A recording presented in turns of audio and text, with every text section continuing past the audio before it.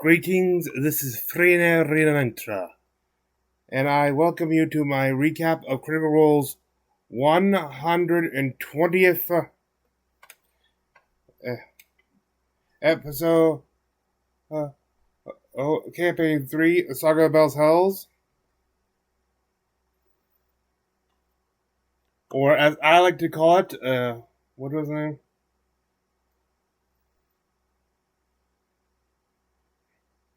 I had a...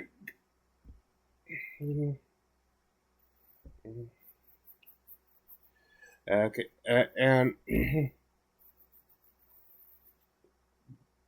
I call... Oh, yeah,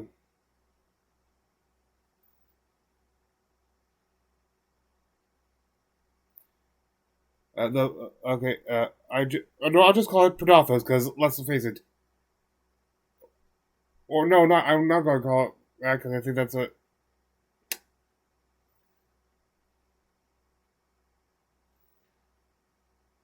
Showdown with the Red End, that's what I'll call it. Or something similar. I'm probably not back for it. Before I proceed, I must once again inform you that I do not own, nor am I associated with Critical Role, its YouTube or Twitch channels, or any of its other online content, and or any content made by Geek and Sundry. I'm just a fan sharing with my fellow fans. There will be clips and, of course, spoilers in this. Clips will have a few moments of important critical moments, but mostly it'll focus on comedic moments for whom the humor may be harder to convey. Stuff like messages and like cliffhangers before break or the end of the video are always included.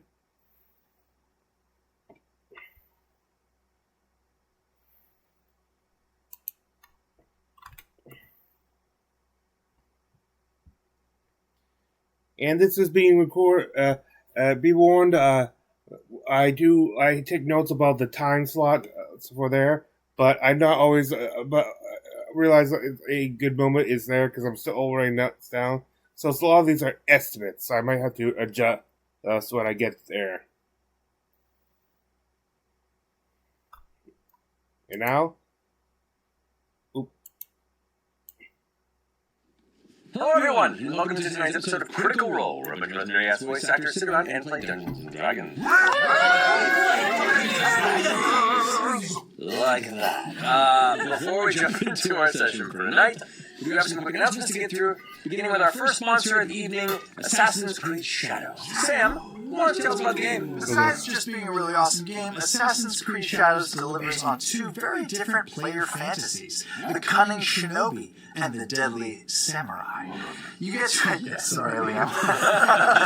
You get to explore both of these perspectives in the immersive and exciting world of feudal Japan, playing as the game's dual protagonists. Naoe is a shinobi, a ninja, using stealth to hide in the shadows and wielding her blade in silence. Yasuke is a samurai, a fighter, capable of brawling or thinking his way out of any situation. They're both badasses. This is the back of the game. But they couldn't be more different from each other. Really? Are they that unique? Yes, I'll show you. I'll read you out a personality trait, and you tell me if it's more Naoe, the shinobi, or Yasuke, the samurai. Okay. Number 1. This character prefers to behead their enemy. That's Yasuke. Nope, that's Naoe. Yasuke prefers chopping the heads off his enemies. Not the same thing? Not remotely. How about this one? Which character enjoys long walks on the beach at sunset? Okay, that sounds nice, so I guess that's Naoe? No, that's Yasuke. You see, the sand helps get rid of the bloodstains out of his shoes. Okay, one more. Which character likes Chapel Roan? Yasuke, because she's brash and independent and doesn't give a damn what you think. I think I mixed the gender pronouns. He prefers Olivia Rodrigo because she has a song called Brutal. Naoe likes Chapel Roan because red wine supernova reminds her of the color of the hidden blade after taking out an enemy. Yeah, wow, you're right. These are really very two different characters. Personally, I think I'm more like Yasuke. Oh. Really? Robbie, that's just such a now-way thing to say. I'm big, I'm brawny, I'm tough. I'm like, Yeah. Bro, the fact that you want to be a Yasuke makes you a now-way. It's classic now-way behavior. Check it out at assassinscreed.com/shadows, and if you haven't had a chance to check out our Assassin's Creed Shadows one-shot yet, featuring GM Matthew Mercer, Liam O'Brien, Robbie Draymond, Emily Pickford, and Peter Shinkoda. you got it. I did. It's now available on Beacon, Twitch, and YouTube. Thank you, Ubisoft and Assassin's Creed Shadows, for sponsoring this episode. Yes. Thanks, Sam. It's Ubisoft. It's also my recap is also available, which I actually have a for my homebrew of that video. Actually, so a preview of my Daggerheart class expansion pack. My second Daggerheart class expansion pack, specifically the very theme-oriented assassin, shinobi, and samurai classes. Our next sponsor is NordVPN. You know, you're a long-time supporter of the show. Thank you so much. Protect yourself on. Oh yeah.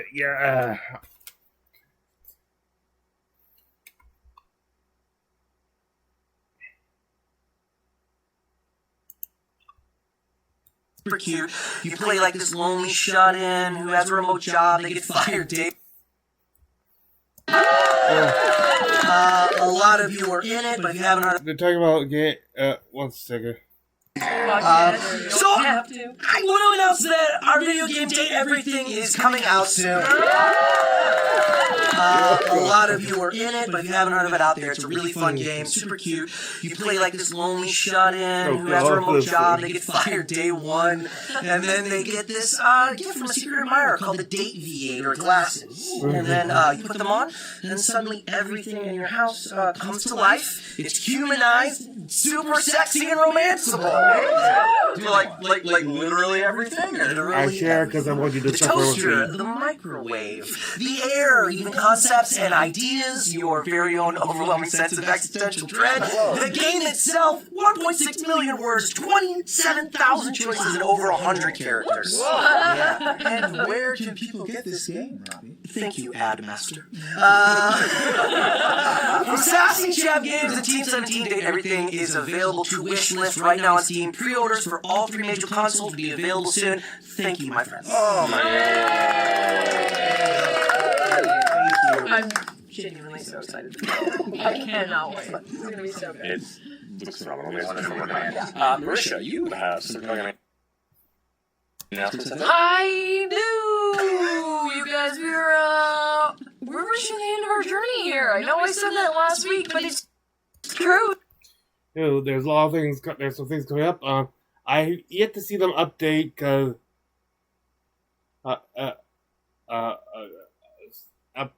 updates on it. I'll get to that at the end of the video. To avoid spoilers at the beginning. But also that coming up with the next couple of weeks, the state of the role will be out. Considering that we are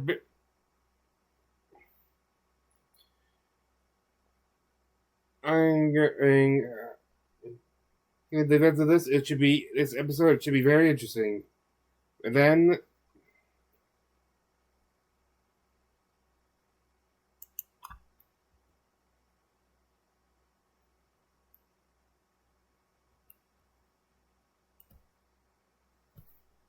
I think that concludes our announcements. So let's go ahead and jump into tonight's epic episode of Critical Thursday night. One by one we climb until we reach the top. 2 by 2 we fall. We meet our end, when we meet our destiny. Hold your breath and roll. How do you want to do this? It's Thursday night. Thank you for right now. We could come join us. It's time to continue our flight. There's magic in mystery, who knows what will happen. We might. One thing's for sure, we never give up on the fight. From the healer to the renegade, we all share the same goal. Adding more allies, taking more chances. Hold your breath and roll. Certainly try. It's Thursday night. All ye critters, come join us. It's time to continue our play. It's Thursday night. There's magic and mystery from darkness and friendship arise. But one we see for sure, we never give up on the fight. Oh, get ready! It's Thursday night!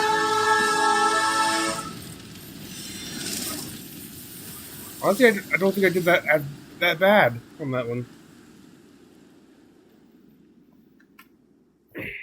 Let's see. And welcome back. So last we left off, Bell's Hells, after trekking deep into the depths of the Red Moon of Omen Ruidus, you found yourself at the very core. Oh, this is going on. And after sending Ludinus's form scattering into some sort of an oily, bubbling substance, you stepped into the central chamber, where Imogen of the two Ruidusborn accepted it within. As you watched it swell and grow to a monstrous size and began to step towards its This exit. was almost a thumbnail. With him right in the center. Just a few temporary points of time. You all rallied around this terrifying entity, trying to beseech your friend who seemed beyond your reach, as Imogen, somewhere within the consciousness of Prodathos, sought to engage with the shreds that remained of the two gods that once swallowed in forgotten history. As you battled it, trying to peel back its hardened carapace and the blue-green crystals that armor its torso and body, you began to see opportunities to reach for your friend, where you managed to free one of the two lost entities. By eating it. More or less. In a moment of crisis and panic, Laudna placed the bequeathed legendary mask of the matron upon her face, discovered it was a fake, crafted by one of your own companions, Breas. And through some rapid finagling, your terrifying form of dread, I was like, oh. you placed your face into it, and as such, briefly transported the consciousness of you and the rest of your troop into the matron's realm to have a discussion with her. There, in that stretch moment of time, you came up with a very curious possibility on how to deal with the current Prodathos god situation on Exandria. After expressing this possibility in a bit of banter, your moment came to a close, and you had to choose one of, or two of, a number of boons that the matron could provide. As you stepped back out of her realm and into your conscious selves here, back on the moon, you chose the recovery of some of the arcane knowledge that your group had expended, as well as a brief swell of lively experience and temporary gain 2 levels. Finishing destroying this entity as it crumbled, its form shattering across the room as innumerable shards of broken ruby glass. You had a moment to breathe in silence and to process what had happened before the room itself began to shake. As erupting from across the chamber, a massive kaiju head of Prodathos, currently furious, began to burst through the ground where 2 of its massive claws reached out to claim vengeance and possibly reclaim its vessel, to ride out and beyond to feast upon the quaking gods beyond the Divine Gate. So, let's go ahead and roll your initiative again. We want to have a conversation! He's gonna grab you and jump back. You can have a conversation. It should be on your turn. Can I ask a question? Yeah. In that time between boy. level 1 Prodathos getting smoked and now, was there any kind of like breathing room, or is it There's a few moments. Could I know it's since we're re-rolling initiative, could I have cast a shorty spell in that amount of time? Like a minute? In a minute? I'll allow a minute. Okay. What are you casting? All right, so after that spell, I think Dorian was emboldened and confident for like the first time, and I'm just gonna kind of give myself a little touch between the forehead, and I'm gonna cast. Not a short spell. It's a big. I'm gonna cast 9th level Foresight. Whoa! Nice. Oh. Yeah. That came in. Yeah. It's great. You get like a Who are you casting it on? Myself. Yourself? Okay. So with this, you're used to doling out inspiration and taking it where you can, but as the threads of fate themselves still echo in your mind from that brief return to the matron's realm and coming back into this space, a bit of lost arcana focuses in your mind, and as you hold on to that distinct, unique thread, you grasp the markings of this ephemeral spell, and as you release it upon yourself, suddenly, at all points, you can see just a few moments into the future. And it's like these two different possibilities are overlapping, and you have a brief, stuttering moment of the moment ahead that's always right beyond your vision as the spell foresight takes effect. So now you have, for the next, how long? 8 hours. 8 hours. You it's initiative on all attacks, ability checks, and saving throws, period. Advantage on attacks, ability checks, and saving throws. Yeah. And then other creatures have disadvantage on attack rolls against me. Poop spelled backwards is poop.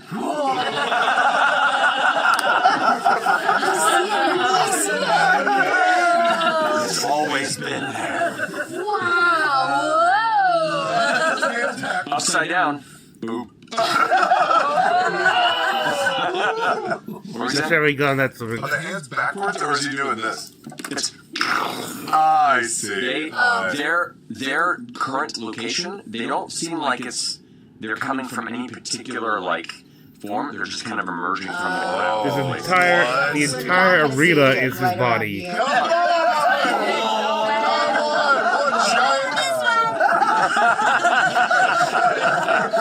That would probably break TOS.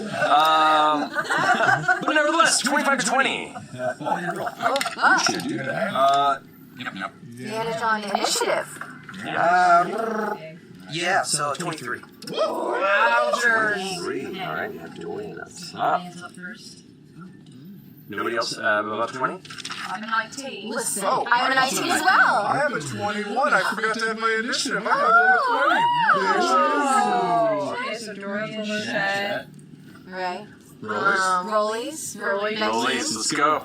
Alright, girlfriend's rollies. I'm also in rollies for 19. 19 as well. Yeah. 3-way rollies, let's go. Yeah. I got an 18 on my bonus. 18. 12. 13. Alright, so That was a 3-way roll? Yes. Ash. One line. Oh, that would have been great. third wheel. Out of your ass. You got the soda, she's got the popcorn. I gotta be in the middle. I love it. One hit of 18? Yeah, 18. Oh, so Imogen. So you're at the end of that. Dorian, Jen, Imogen, Right. Ash, That's a high. That's a Okay. triple. That's high. Yeah. That's a high initiative. Yeah, 12. What'd you roll? Oh, I got 13. Oh, boy. Sorry. Wait. Okay, so. Fern and Reyes the Betrayer.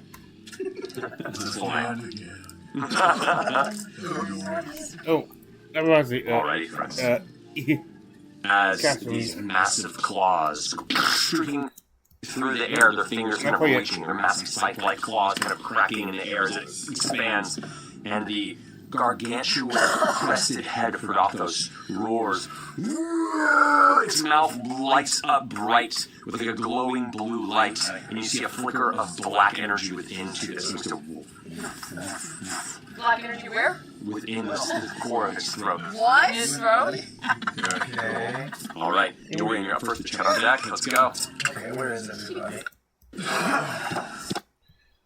And to start things off, we have Dorian casting a 5th level mass cure wounds. And also,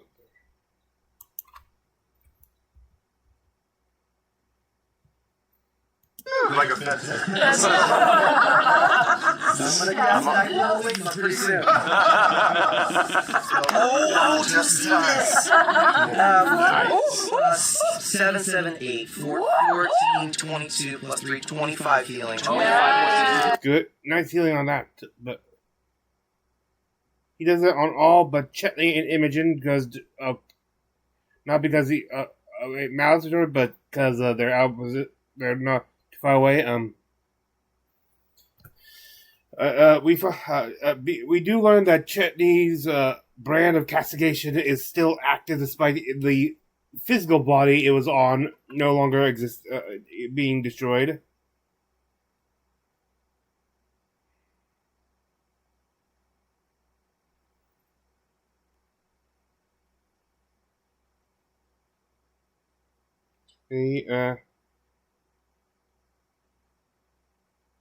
And then he go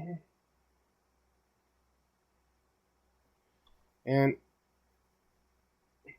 Chetney goes in with 3 claw attacks wreathed in his crimson right of the storm.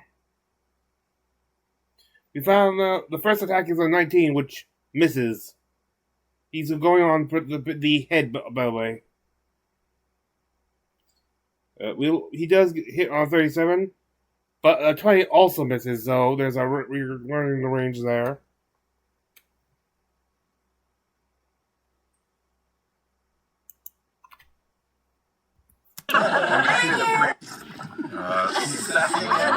It's not safe. Chrissy, where are you? Crimson right damage still applied with a 6. Okay, so 13 plus 6. 19 points of slashing damage. Nice. And the crimson. Damage. When he does it, he doesn't quite hit the head so much as the sort of like crystals around the neck and stuff. However, when he finds out when you destroy the crystal, you do take a little bit of psychic damage.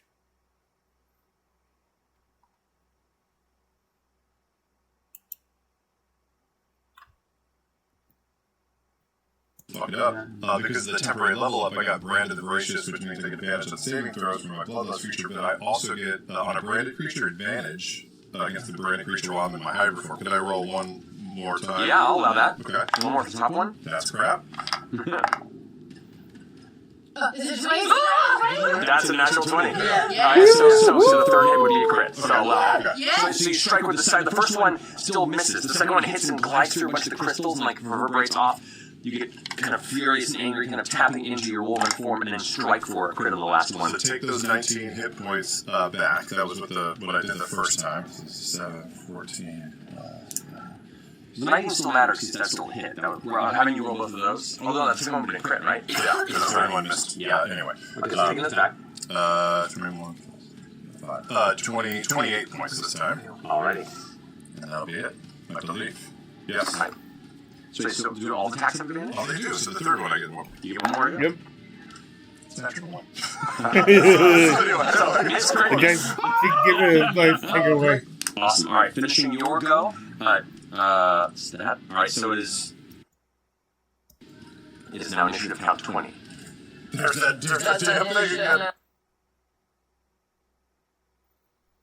And Pedalthos' head seemingly dives down into the ground, only to reappear in front of Brace. Imogen, who, as we find out, this is something we find out because, she's she's not multi-class now, she has one full class.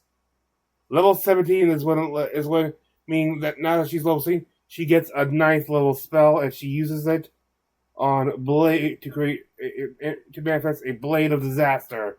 One of my favorite spells. Which is of course, say a lot of someone who's never actually played the game. We found out the body parts make. They learn more for the attacks that all the body parts make their own save. Like they have certain stats in common, and they share and stuff, but actual damage.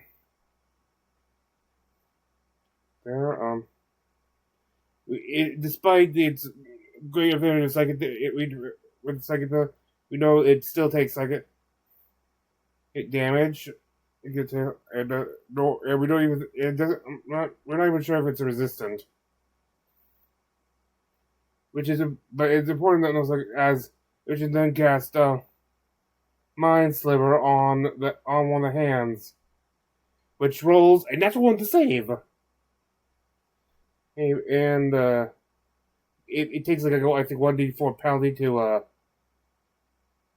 I forget what that is, but you can just pause and go on Beyond to look up at DB if you feel inclined.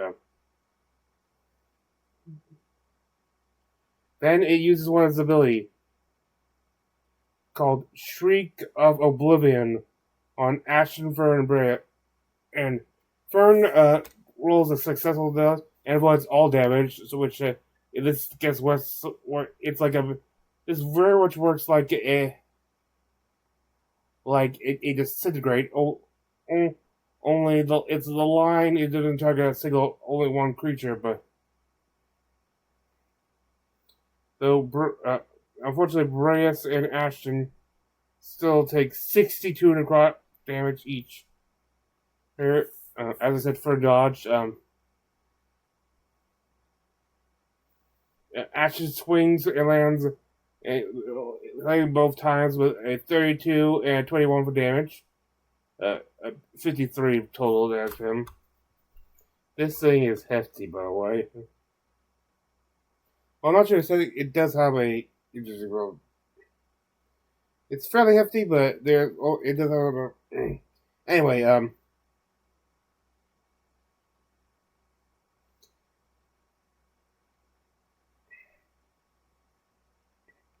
and the hand takes the 21, like he's done it up, and we do see when the hand takes damage, the head still with it, so they are connected. It does feel the pain through it, at least. Then he uses it's a legendary action.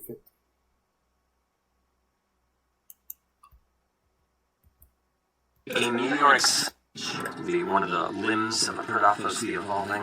The Evolving! It's going to go ahead and... it's going to take a meteoric slam attack. So it's going to make an attack against all creatures within 5 feet of the arm. This is Fern, Ashton, and Orem. So it makes an attack of all creatures within 5 feet. The hand curls into a massive fist, raises up, and then pulls its fist straight down into the ground like a hammer and blasts this radius right around it. So everyone's immediately next to it. It's going to hit. So against Fern, that is 28. That Against Orem, natural 1. And against Ashton, that's going to be a 31. Oh, Lord. Just enough. Just hits. So Ashton and Fern both take 26 points of bludgeoning damage. Half. For me. Right. And does it take damage for striking you with melee, Fern? No. Because you're flame form? Yes, but you take a d8 of Fire damage. Fire damage. It also blasts you all 5 feet back. Oh, it doesn't blast me 5 feet back. Oh, Alright, yeah. 3 points of fire damage. Now also, hold on, I can do a thing that quickly. 5 more points to damage. Where is it? This is melee attack, so I'm going to do 1d8. He also launches an attack to this, but however, his attack does a push effect. These things are immune to being pushed because they are literally extending out of the ground and connected to it.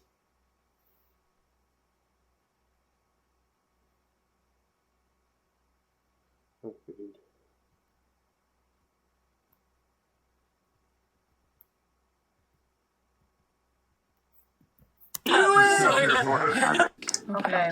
Win the game. Win the game. This is the move. I take out my ball bearings. No, I'm just kidding. Yes, let's go! Build the pinball table. My secret weakness. I'm going to reach out to this hand that's right in front of me, and I'm going to go, honestly, it's a pleasure to meet you. We've heard so much about you. And I'm going to shake his hand and do Hunger of the Shadow Shard. Ooh. Okay. I'm going to just That's a good one. yeah. Just going to zap a little bit of its essence out of its body. Let's go. And see what happens, because I'm kind of curious. All right, you want to roll for an attack? Wake me up and suck. Wake me up! Okay, 24. 24 hits. Fantastic. It's 48 plus 5. I should have prepped these d8s. That's right. They're not anodized ball bearings, but they'll do. 6, 7, 8, 11, 15. So 20 points of necrotic damage. 20 points of necrotic damage. And I get back a warlock spell slot. Yes, you do. Yay! Sure. So that's your action. That's my action, and just like, just because of the nature of this, why did you just reload? I did not I must ask have you to no. not stop. Okay, we're fine. I didn't touch it. It reloads. Since the nature of that spell is to like suck the essence, like the magical essence out of it, do I like get anything? Do I sense anything from? Make an insight check for me. Okay. Insight check. Don't look at it. Don't look at it. It didn't count. I didn't know what it Does was. it have a peanut allergy? That's not a Find hand. out. See how high she rolls. I painted it.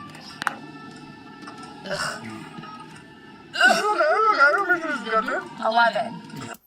Nope. Doesn't learn anything from it. But what is learned is that Lana now has the ability Shadow Walk, where she steps into an area of dim lighting and can reappear in any other dim lighting within a certain range.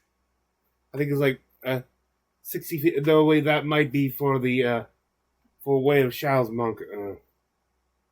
Anyway. Meet me, baby. Can I? I know. I'm all up in that. Can I be like D12 inspiration. a little crazy and maybe get like up? She does it up there. How Orm manages to spring up onto Brass to jump on her attack. To try to jump toward the head, to get on top of the head to start whacking at it. Does get a attack of opportunity on attack of opportunity on them.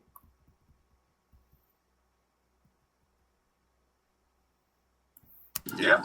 I'm going to use my reaction Jumped off your shoulder. to activate Truth Bearer, Fatal Plate of Uthor Yes. and impose Always disadvantage laugh. on this attack. Okay. Ooh. That reduces it to a 17. Misses. Yeah, There you go. let's stay there.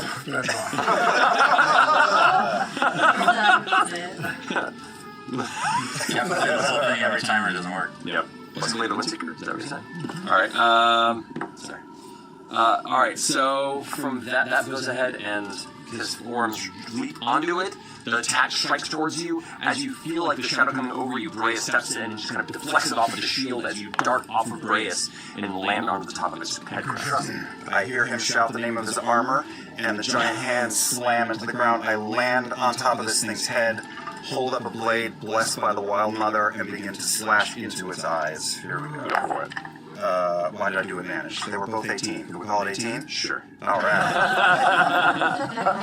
If it's any different, I would say reroll, but Yeah, I can roll. I roll, yeah. No, it was They were both 18. Did they touch each other? So that is a 20. That's a 32 to hit. And I still have. He's still covered in. Orm's still covered in small little tendrils of vine and dark flowers. X is still up. So for Yeah.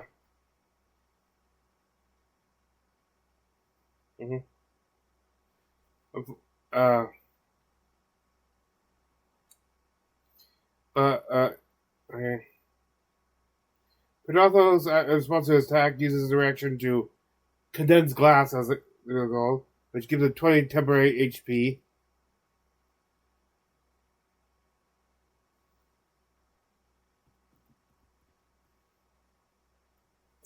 Even if it was a minute, he just took For it. 1 minute. He just took it though.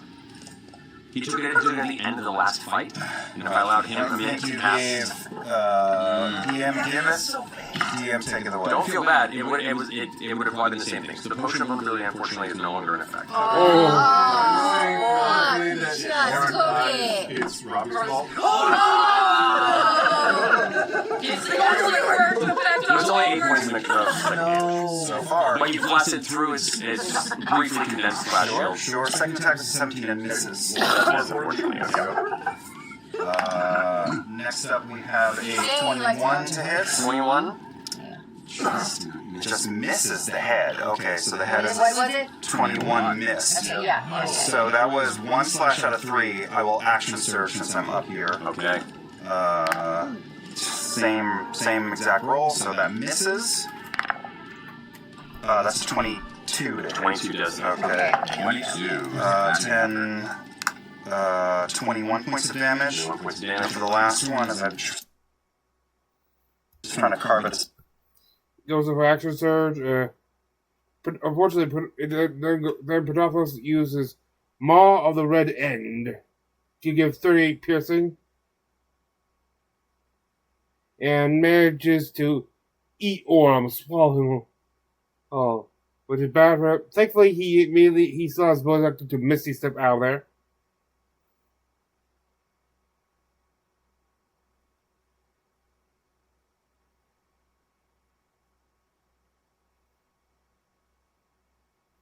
Then he goes in for a catapulting blow on Ashton, which does 25 damage.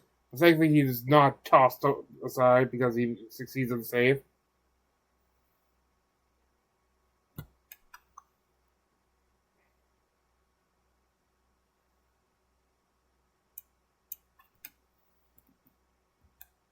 Oh, that's And is now kind of reaching out into the air and is going to attempt to claw into you. Yeah. But if its Claws. arm is that far out, it would have a real hard time to get to the snout where I am. You're true, and we'll see how it does. Well, it's a 20. Imagine. It's weirdly more flexible than you'd expect. Is that you, Tracy? That hits me. Okay. So you say...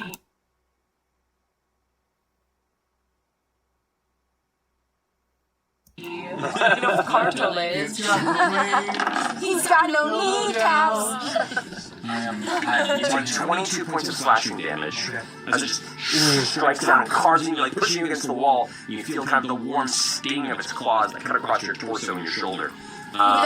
Dealing 45 slashing. A crit on the first. Then we get to Fern's turn, who does a 4th level Scorching Ray, one of her favorite spells.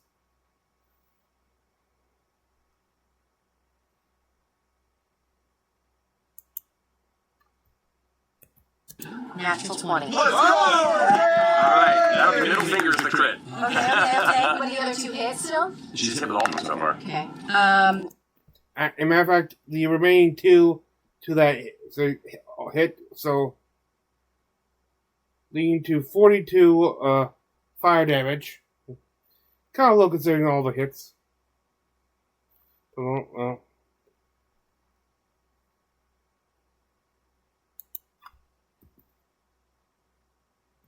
No, you're yeah. 2 points of fire damage on this round.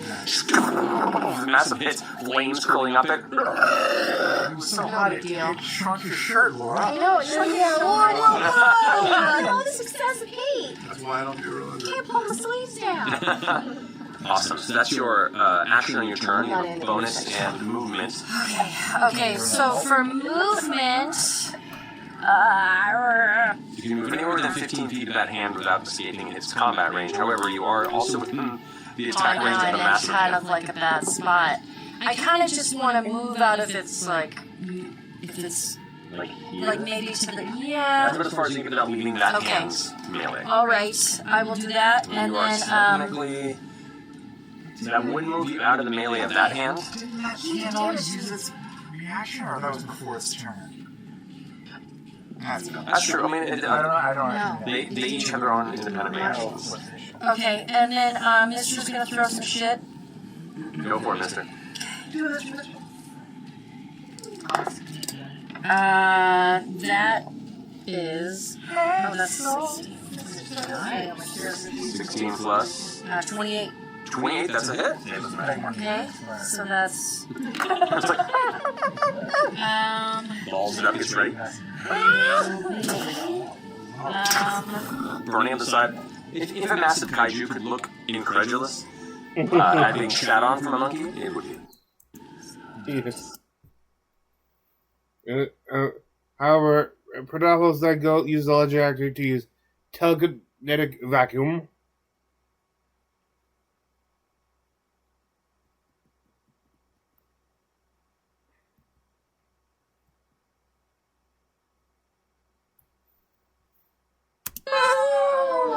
Does he know where one is? Does he have tremor sense? You guys know. Even if she rolls it, it's not. Even with a crit, that's the only way. Do it. Just do it. It's not the bow dice. It's not the bow dice.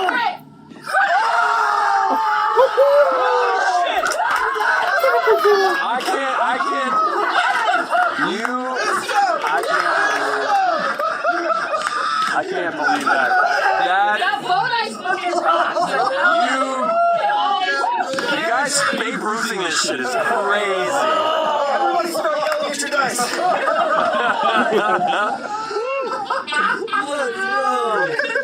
So, that like buzzing sensation in the air suddenly gets oppressively angry around you, Lana. And you feel like this energy is starting to pull you from the rock. Your feet start to lift up. You just grab and buckle down, the shadow in your body extending into shadow claws as you dig into the nearby rock. And you just hunker down until eventually it fades to no effect. Continue your turn. Okay. I will activate Staggering Smite. I can't believe that shit. And I will shout at the beast. My God will reward me when I smite you, and I will swing. I will swing big, and I will roll a. What is that? Blaze goes over Striker's right and crits on the first one. On his first hit, with the staggered smite, additional spike used for 77 damage. But though the staggering smite is resisted, and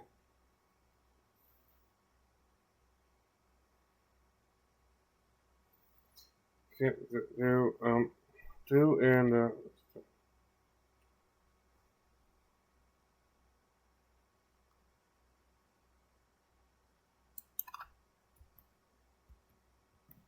I am Bronte Wyverwind, only son of the Silken Swan. And then he doing thinks of so. his friend Shatney as he looks at him across the thing, teasing him forever about being royalty. And he goes, "Your prince."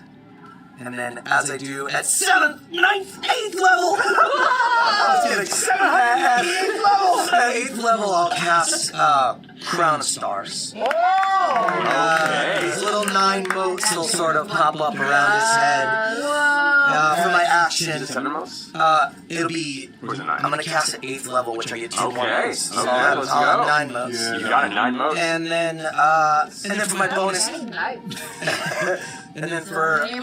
action, I'll look over at Ashton, just looking rough as heck, and I'll cast Healing Word at 4th level as a bonus action. Can I do that if it's beyond 1st level? That's 2 spells you cast on the same turn, unfortunately. Even if it's the same Yeah. action and bonus action? Correct, yeah. I can't cast it at all. I won't do that. Yeah, you can only do cantrip in addition to a spell. Okay. I want to help you, so I know, it's... Do you have any healing potions? I don't... Actually, I think I do. Yeah, I do have 2. These will be adorable. Okay. So instead, I'll use my bonus action to send one of those motes shooting at the hand that Ashton is engaged with. The hand right there? Yeah. Okay, alright, so go ahead and roll an attack. Yeah, it would be plus 9. It's the first time I've done this. Let's see. Spell attack plus 9. It's not gonna do it. Not gonna do it. 19. I know. Just failed. I know. Oh, with advantage? Oh, wait. Why is it advantage? I do get advantage. Because I get attack solo. Because I'm good. You're completely good. Oh, that's better. 24. 24 hits. Okay, so it's... Spell came in handy. It really did.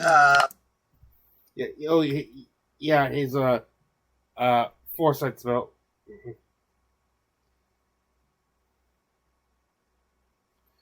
And we found out that on the start of all his turns, Predathos regenerates 50 temporary HP. Like he gains I think it's like from the crystal surrounding him, literally making a physical barrier.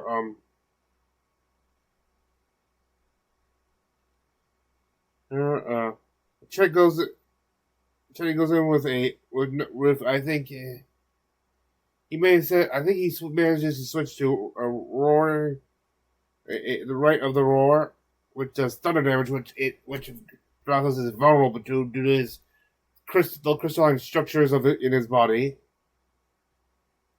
Then he uses Blood Curse of Bloated Agony on Predathos.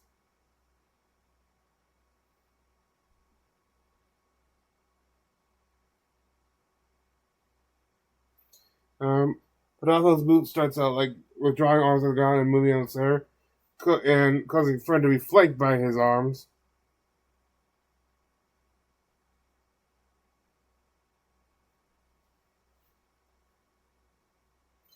Uses two legend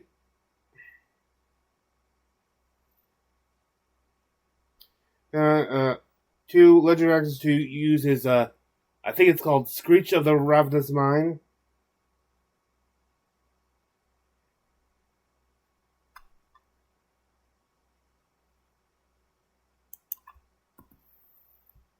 That's enough? No advantage on con, if I recall. No. So that would be 24 points of psychic damage reduced to half. Well. Oh, jeez. 25. That's a success, so you take 12 points of psychic damage. Okay. Fern? 4. 20, let's say 25, was it? 24 points of psychic damage. Single digits, baby.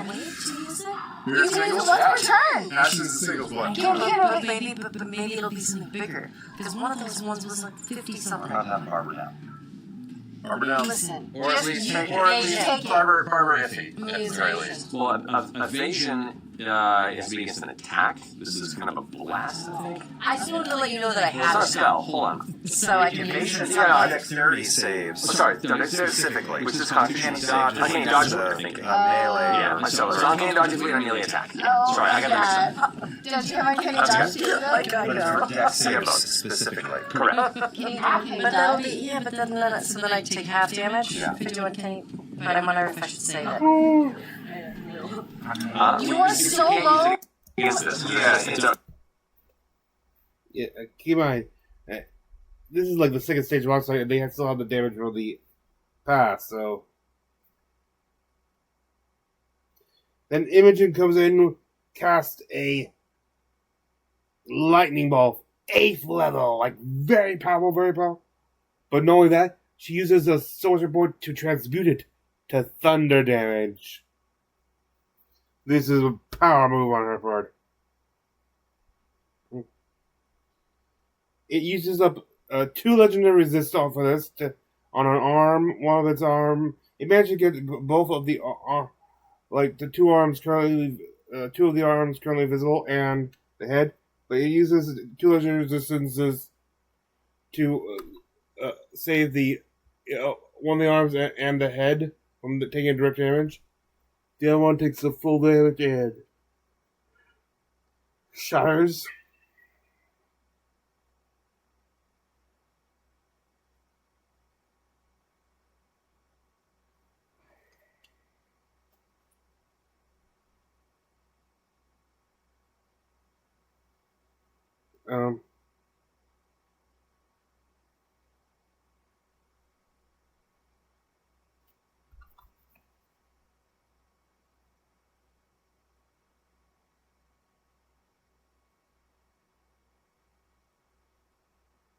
Shards. Orm.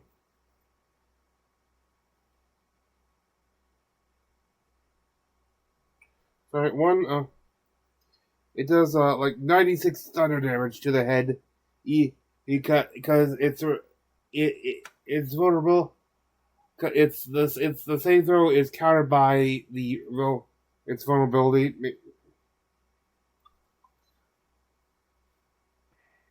And the disaster blade, the blade is a disaster one.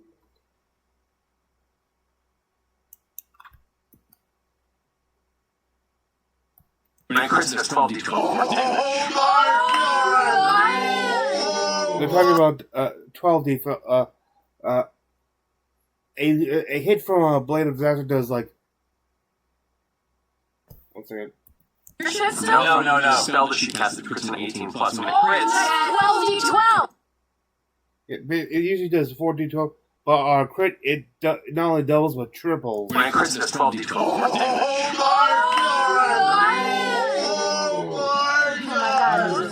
That is not the same damage as thunder damage. No, they're different damage. They are. Oh my god. Are we. What's force?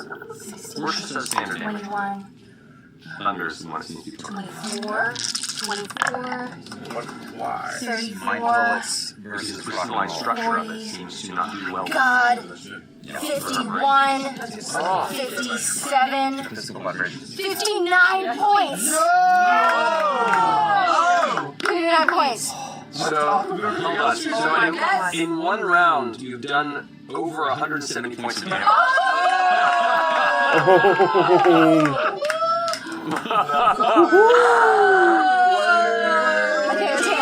Okay. So as it blasts through, the one hand explodes and shatters the armor in front of you, kind of like recoils and slams into the wall. Stone and bits of glass like fall and shatter across the ground around you. You have to kind of shield yourself. You look past the head. Its head kind of pulls back for a second. Its jaw slack as it kind of like has to knock it back into place. You can see inside its mouth a lot of its crystalline teeth kind of shattered and broken off to the side, and the head just looks kind of like seared and burned really bad. I have a wood chisel. That's my move. I'm not going to move because I don't want to take the hit. Alright, that finishes your go. Ashton, you're up with one on deck. Yeah, what's that? Ashton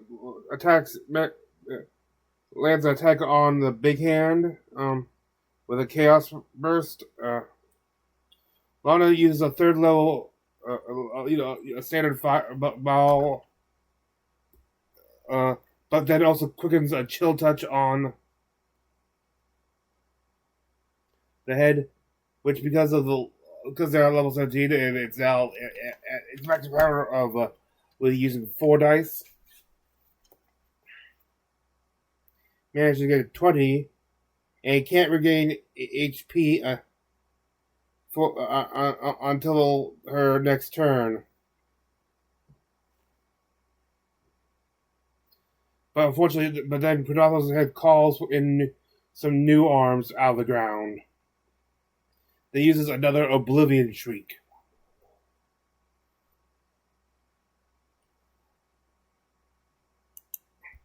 Three hit points left, so either way. So you don't use evasion. So I don't use evasion and just die. Oh, uncanny dodges versus attack, because that's a reaction to do that. I mean, 0 damage on success. I have 3 hit points left, so either way. So you don't use evasion. So I don't use evasion and just die. Oh, you didn't have She goes unconscious. Fern. As soon as the black beam carves through and the black energy kind of arcs upward, the shadow scatters and you see Fern flickering unconscious on the ground as Mister is coming up and going and shaking her. I normally took 67 points of damage. So that As they all see those who got hit, see the damage. One of the arms hits Imogen with a ruinous claw.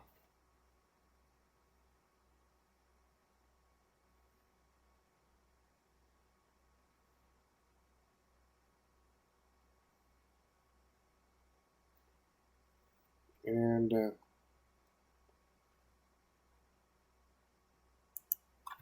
tambourine. No. Regaining hit points is different from gaining temporary hit points. I looked it up. Oh, yeah. So, mind you, it can't heal itself, and so its Miracle Devour does not heal itself if it devours healing around it. But temporary hit points are total. So it gets 10 hit points, but it can't regain it. Correct. So if we start healing, it's not going to take the half back. But it can get it. Okay, good distinction. And then Fern, Roll 20. So I'm rolling a d20. Yeah, and You you're are gonna roll rolling a a 20. d20. And you're Oh, gonna her get death 20. save. You're rolling a d20. Do you want a 10 or higher? Or a natural 20? Natural 20. If I roll a 20, what happens? Come back out and Hit win? point pop up. Yeah, I'm going to. Oh no! Oh no! What does that mean? Oh no! What? No! Did you roll a natural 1? Oh, so that's 2 death saves. You are 1 step away from death. Alright, finishing Fern's turn. Reyes, you're up. We told you. just check it. I told it to, and I told it to not Burn do that that. guy forever. Our audio podcast listeners can't see all of our stupid cave mouth faces right now, just hanging me open. So that means, so I mark off 2 failures? She rolled a 1. Reyes, it's your Somebody turn. save her! You leave a mark, Matt. Hurt us. Don't hurt us. You're dead! Like dead. Yes! It's fine. It's gonna be fine. Stop it. Get it together. Get your fucking head in the game. Let's go. Oh! Are you yelling for Tiny Dick? Yes. Where? Whose turn is it? My turn. Is it It's my turn. Actually, it's at the end of Fern's turn. I'm going to go ahead It was Fern's turn? and activate a limb. I'm going to It have. was Fern's turn? No, let's try. That's how she did it. It's going to swipe at you. Me? Yep. God damn it. That's going to be a 23 hit. Come on! What? Swing it? Me! Oh. Shit. I should have known from From the reactions. Alright, so with that, that's going to be 21 points of slashing damage against you. Well, 4. You still up? Okay. Alright, please continue with May your I turn, ask a please. question? Yes, you may. So, I wouldn't drop this form, would No, I? the form maintains for the Okay, time. the form maintains. Okay. Yeah, you were still on the ground flickering and like Okay. flames wreathed around you. You were just not conscious and on death's door. But Dorian's up first, You will be. after Reyes. Reyes is a healer. I have a singular mission, and that is to kill three others. So, I will do that. It would be so much easier to kill others if you had You people have helping. teammates helping you. Look at reason. I'm an army of one. Sam decides tonight to be evil. Yeah, now we're seeing the evil brain. I mean, how's it feel, Sam? How's it feel? You guys can convince me. I am convincing you right now. Look at my nipples and help us. How are you convincing me?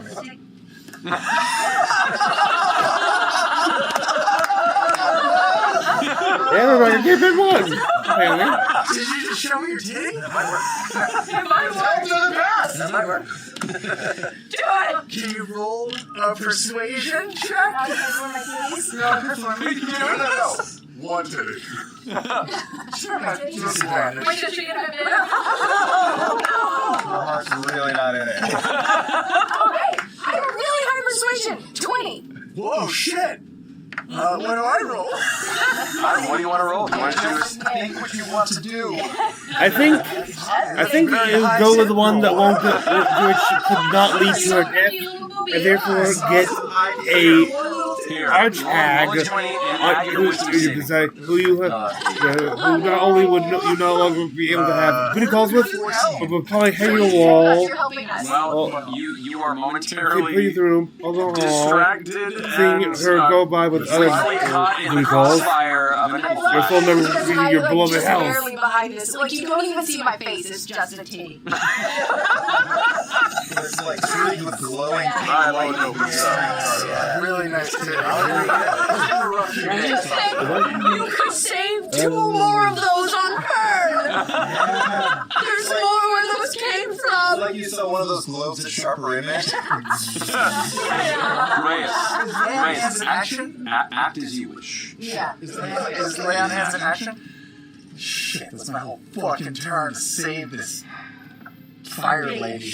I know you wanted to say it. Fire lady. Do what you think you would do. Okay, you do your thing. You do you, Bryce. Don't pretend I didn't show you my tit. And just be yourself. How can I pretend that that You gotta go through argument. I've seen gods appear before me before, and this is a divine sign. I will take it as such, and I will run. I will run to Fern. Yeah. I will kneel down before Fern and pray to my God and say, my Lord, you have shown me much, but you never showed me that. Yeah, Ironically, giving a Christian Asmodeus is my the Lord of last Love. remaining lay on hands pool, which is 3 points. But it gets rough. Now, in theory, you could save it and just do 1. But you just enough to get her. That's true.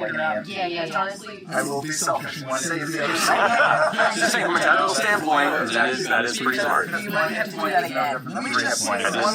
You know what? Let me just see one more thing. And because she's a bride of Asmodeus, she takes 20. Sure. That's I'm actually back up to full. Look, I gave you a titty. You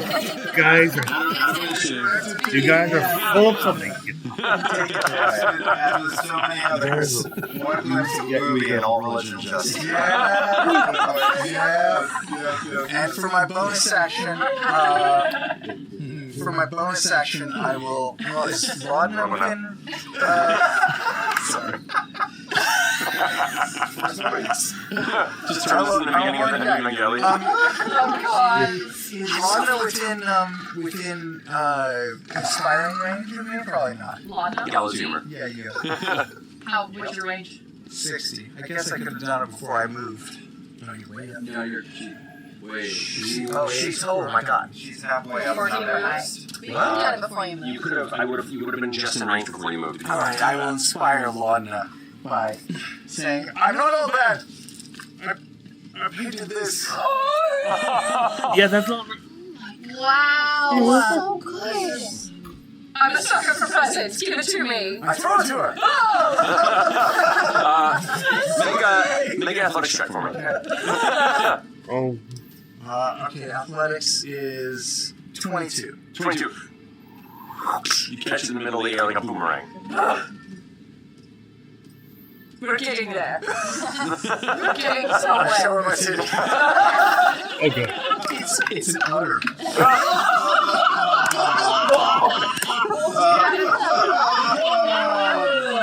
have an outer ring? Yeah. Like they're also here? 500 rings. Incredible. Alright, I'm going to go ahead and, at the end of your turn, use another legendary action to activate a limb. I'm going to go ahead and have the hand... Okay, I think that's it.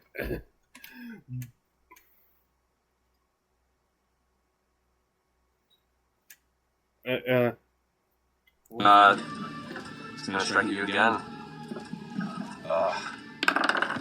That's going to be a 24 to hit. Shit, are you? I'm behind the limb. I forgot. Not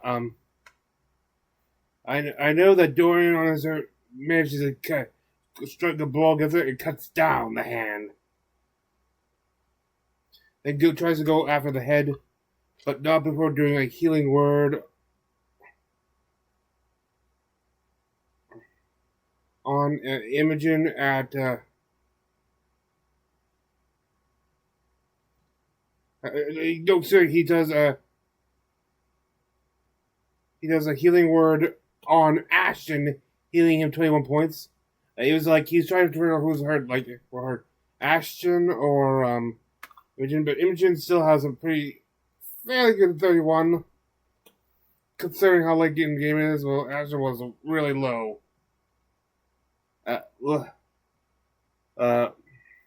He then uses Pedalos goes in with a legendary action against Fern.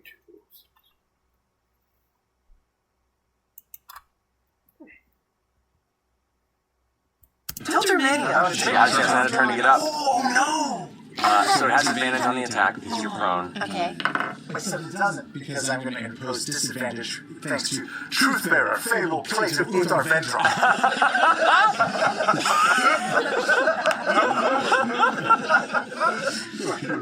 I'm gonna tell you an old WoW joke when we get a break. That's perfect.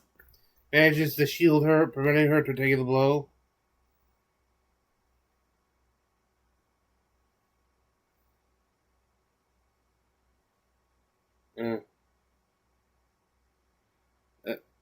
Chitney activates his boots, clicks his heals, and activates his boots of speed. Then runs over with its taking out the staff of to Imogen and casts Blink on her because she's like one of the best, right now, the best damage dealer in this situation with her ability to transmute her high level spells into thunder damage.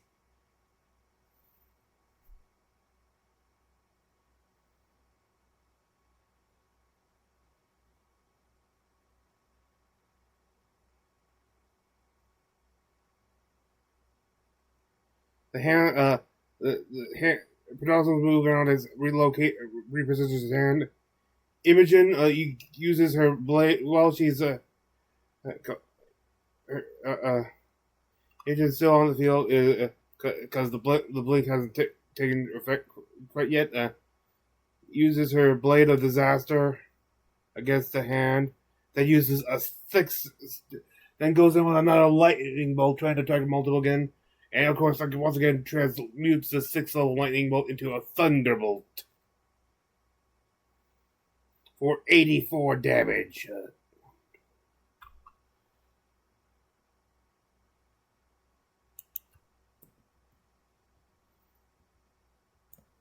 4 points of damage. Try your roots more. Look it up. Come on. You see Chet's face turn from the wolf back into the old man. This is all you, Imogen. You have no idea how much it hurts to do this. Take him down.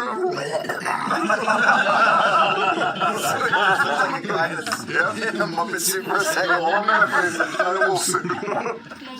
We're the wild. The thunderbolt takes both of the currently remaining arms down, and then Blink takes her and she blinks out. Lana then casts Mirror Image to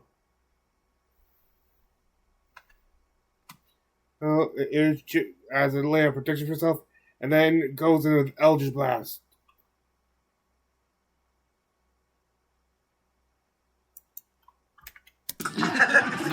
That's right. Fuck. That was my plan when there were more. My plans keep changing because his hands move. I'm wondering hands. Okay. Correct, yeah. You can't do it all the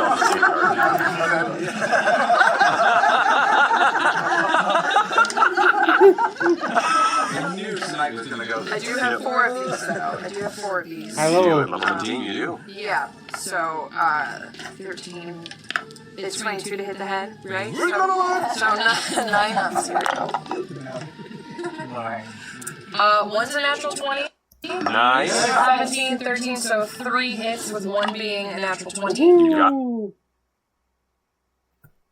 That does a nice damage to like giving you a bit of a reaction. Arm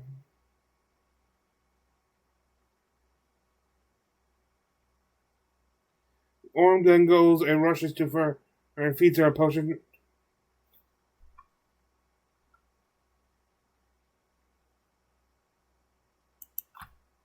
You have a plateau?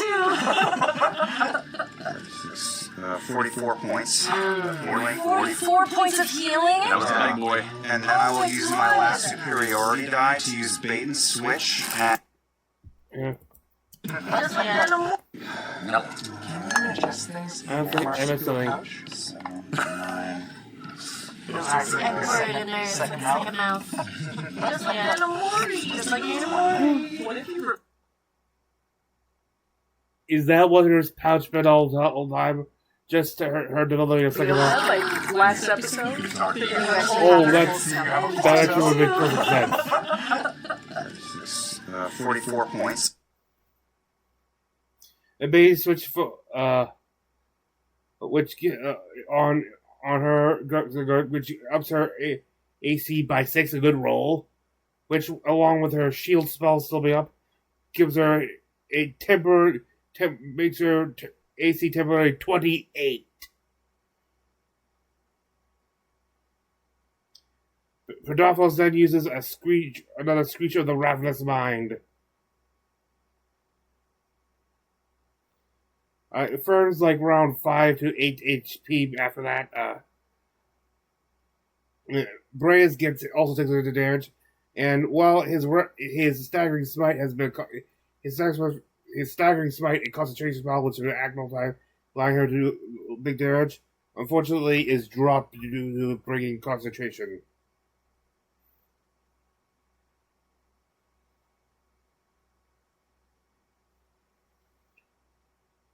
The hand goes in, starts going for attack.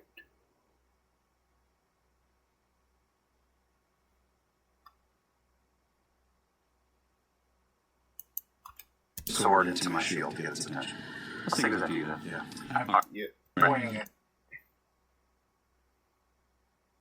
It's, I think, tiny. Yeah, it's going after Dorian. That's going to be a 30. Yes. Sure. Yeah, it goes after Dorian and Orem. And hits Dorian.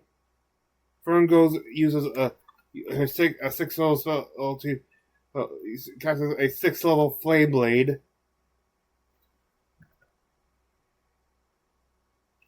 Ooh. I'm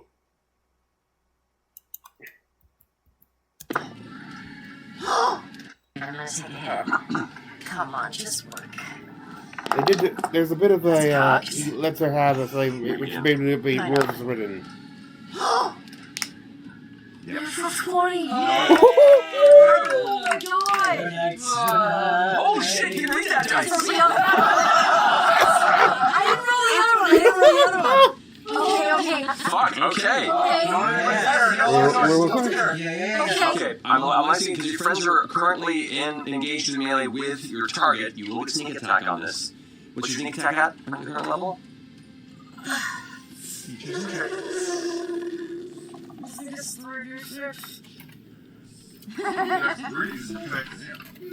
Features and traits. Where are you? Sorry. It's okay.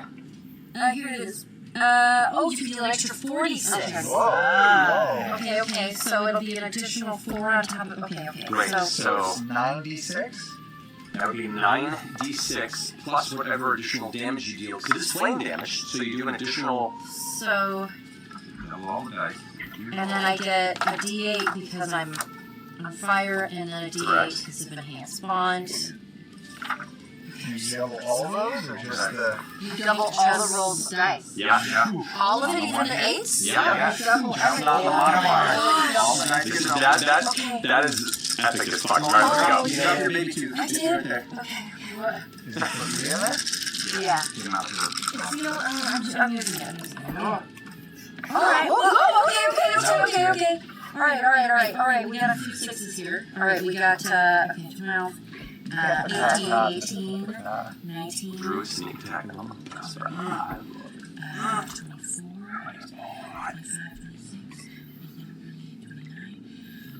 29 plus 8 is 37. 37 doubled. 37 double. It's going to be 74 points of fire damage. Okay, that's great. Okay. So, as you walk up to it, your blade of rippling fire tearing out of your hand, summon there. You kind of focus the ruinous worn tether between the two of you, and as you do, you can almost sense where it's weakest, where it's kind of gathered collar around its chest would stand. Much of the crystalline that has kind of defended itself there has been carved away previously by your friends, but You go ahead and slice into it hard, carve upward, doing a heavy impact of fiery damage that burns up and like singes the sides of the crystal. You are deft at this blade, and it seems like your druidic and your rogue sides have definitely coalesced into a terrifying entity. It's looking pretty rough. Oh, at least we're past the halfway point of this one. However, that we took a while. We might have to go down. Because you're not using bonus action, Mr. Can attack, correct? Mr. Can attack. No, because you used your bonus. It's actually just, he gives those a counter attack. It does it for a little bit more damage, but Reyes tries to go up to about they'll take the opportunity attack. Then recasts Staggering Smite, and it stacks upon a 3rd level Divine Smite for 44 damage. Then uses his last spell, a 5th level spell slot for a 5th level Divine Smite. It is his last spell slot for this, and misses. Oh.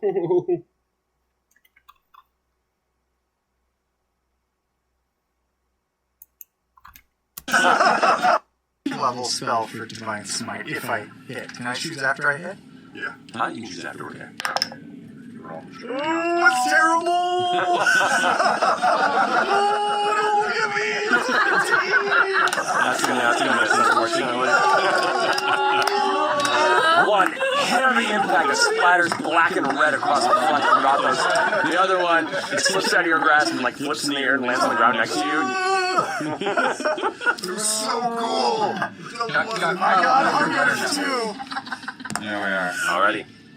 That finishes your go? Everybody's around him. Yes. Alright, end of your turn.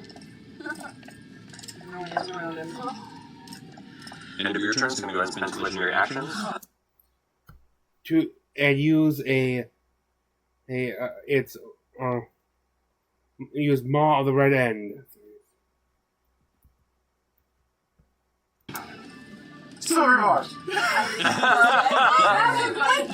is he close to me? He is. Yeah, he's right. I have silver. He's 20 feet from you. Silvery barbs. You have silvery barbs? I got silvery barbs through my level of Oh, you're rogue? Can I use it? Yes, you can. It's a reaction. It's a reaction, but you need to get back on your turn. Yes. Okay? Did I get it back? Get it back? Silvery So barbs. it's not a crit, it's still 24. Okay. But it's not a crit. Well, We're just being bitches. 3 PCs of silvery barbs is great. Next campaign, all your enemies are No.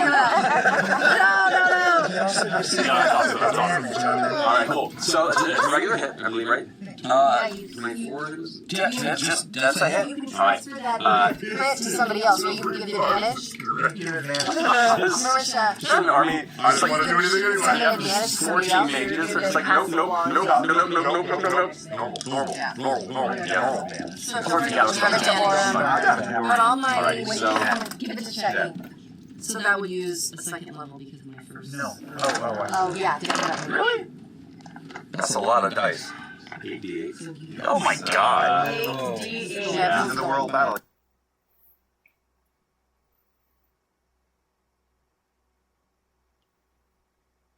Dorian uses a 3rd level healing word on Ashton.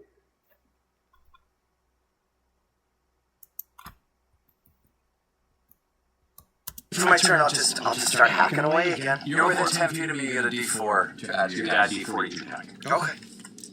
You have advantage on these, don't forget. What the fuck? What the fuck? Didn't even have to roll advantage on that. Nat 20 on that one. Alright, let's go. Not great. So, 8's doubled 16. You can add your blade flourish to that as well. I'm gonna do it on my 2nd attack, I think. Not this Oh wait, no, wait. Because it doubles the Oh, because it crit. was double 2, then I will do my blade flourish. I'll do the defensive flourish again. So another 6. Okay. So, 22 on that one. Great. And then I'll do my 2nd attack. Let's go. You have advantage on these two, don't forget. Okay, that's right. And d4. Okay, need it. 16, 13, 29. 29 hits. Go ahead and roll damage for that second attack. Let's do it. Just dog shit. 8s. Yeah, so it's 30 points of damage. 30 total. Hard combat damage. It's some healing to your friend over here, Ashton. Holding on a little better. You want to stay put or you want to move? No, baby, I'm in the mix. I'm staying put. Let's go. Alright, that finishes your go. You know, it's Chutney who heads toward Ashton and hands him a health potion because he's one of the ones who looks very rough too.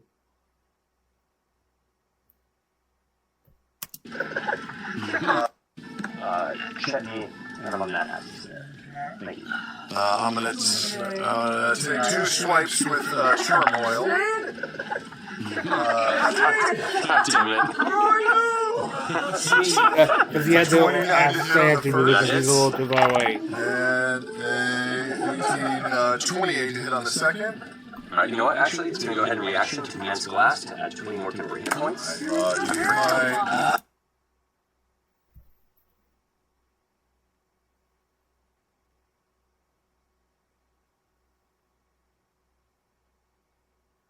And then Imogen comes in with another transmuted lightning bolt to a thunderbolt, but at 3rd level because I think she's running out of spell slots. They're running long spell slots. But also decides to quicken spell a shocking grass, also transmuted to thunder, which misses.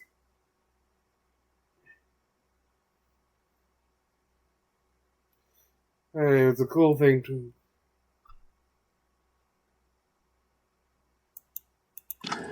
Is it probably a bad idea so you're doing it? No, I said I get advantage on my first hit. Yeah, because it's silver bar. Which doesn't matter because that's a nat 20 anyway.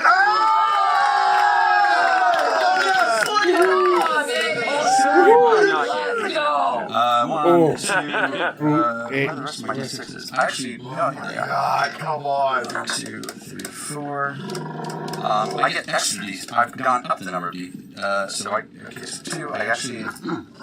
Remember a 1d6 really quick? Yes, you may. Thank you. I'm also going to burn a Chaos Burst into this. So roll the first 2 T6 and double that. It's a bad idea, so I'm going to do it. Yeah, I agree with my story. Okay, so 2d6. This is the first. Is the what's this? That's 9 points. So 18. And add that. And now the rage damage. 10. 14. 14, so that'd be 32. 32, and now I'm going to do. Where's my d8? Let's do some. Come on, big money. I'll take gold, whatever. Gold damage. Okay. 10. And then. 7 points of gold damage. 39 points of damage in that strike. And then add the standard number for that, which is 15 points on top of that. Okay, so 54 points of damage. Damn. Ooh, heavy crit. Crack! A blast of energy, multicolored kind of elemental impact, just scatter across its broken crystal. A massive chunk of its like neck ruff and its open exterior armor is like kind of shattered and exposed, and underneath you can see like the now like dark bleeding ruination that is around the sides of its head, where you've all been just like blasting away at it. So I forgot, but now I remember. I hit a crit, which means everyone gets advantage until my next turn. That's right. That would be What is that? That's the defeat, right? That's all attack rolls against that creature are made with advantage until the start of your next turn.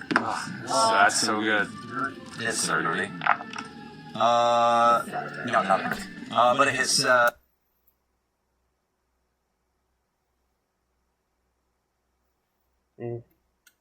Then he burns a shard to make himself invulnerable. He goes like his body turns like his like stone titan like body is now like full crystal.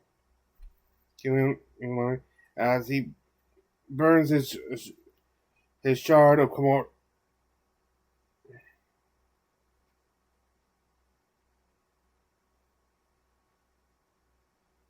Where was I on this? But also,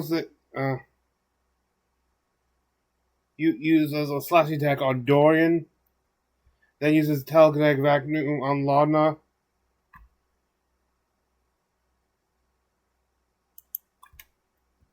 At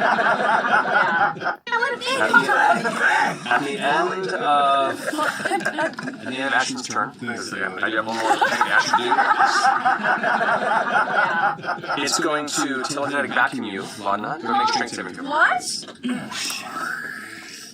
Wait, why? Because I realized I had a legendary action left here that I could use at the end of that turn. Why? What if I pop out a titty? I've already seen it.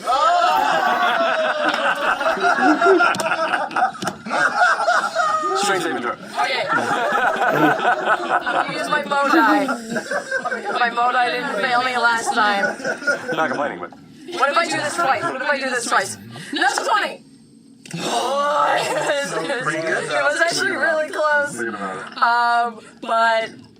But then you realize my strength is -2 saving throw, so 13. That's a failure, unfortunately. Oh no. You get plucked up and pulled over into melee with Oh god. Rodoctus. Mm-hmm.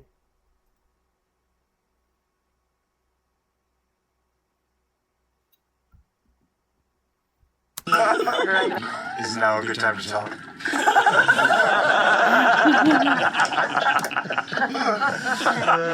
My painting is like a breath right now.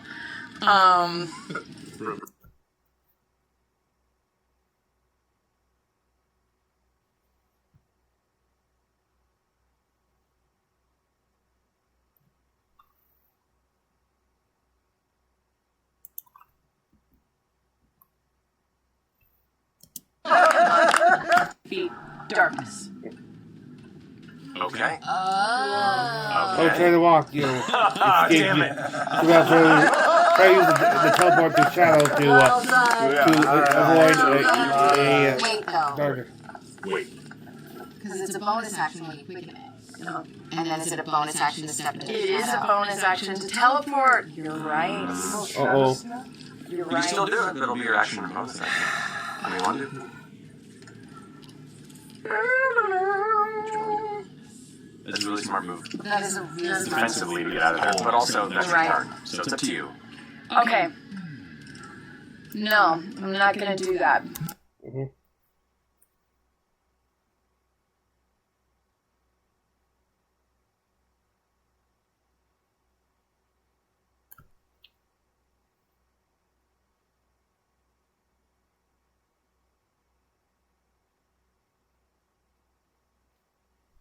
And then,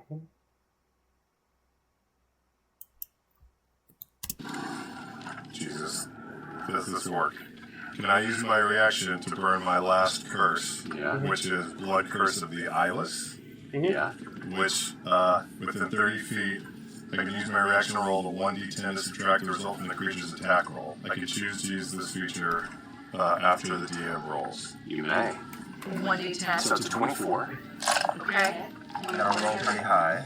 Still a shield. Okay. That's a 10. That reduces it to a 14. 15.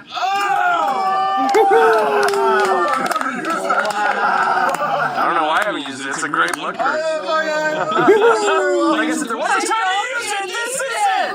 Because he was about to swallow Laudna. So wait, does that mean that the damage Red also ball. doesn't happen? Damage also does not happen. Mauls one end. Right as you go to run away, it opens its jaws and its neck lunges towards it. You see it shifting, and you go ahead and conjure what flash of Hemocraft you can within and pull back on it. Its eyes flare red and kind of balks before it slams its jaws shut. Right as Laudna leaves the range, the teeth slam onto nothing as you continue to run off. Son of a Oh, Thank you, Shatters. Well done. What you got? Alright, now I'm going to. Okay, Jesus, what have I done? Nothing. I've just got stuffed into his mouth. 30 minutes later. Oh, Lord have mercy. Alright. Alright, You got Laudna. Yeah, your turn. Eldritch Blast. Now I'm gonna twin spell it. Yes, yes. So, This is going to be 8 Eldritch Blade. Advantage. Yep. So let's start with the head, because that's Right. really what I care Double about check. here. I'll double check. I heard you just to make sure. First one is going to be 23. Yeah, Rolls on that real quick. attack rolls against the creature. Yeah, that's 23 hits. 23. Can I amplify it? Yeah. Natural 20, baby. Oh, Yes! this. Is this against the head? Natural 19. All Do we right. have any type of range there? This is all against the head. Hold on a second. Natural 20 Hold on. again! Hold on a second. What? Don't.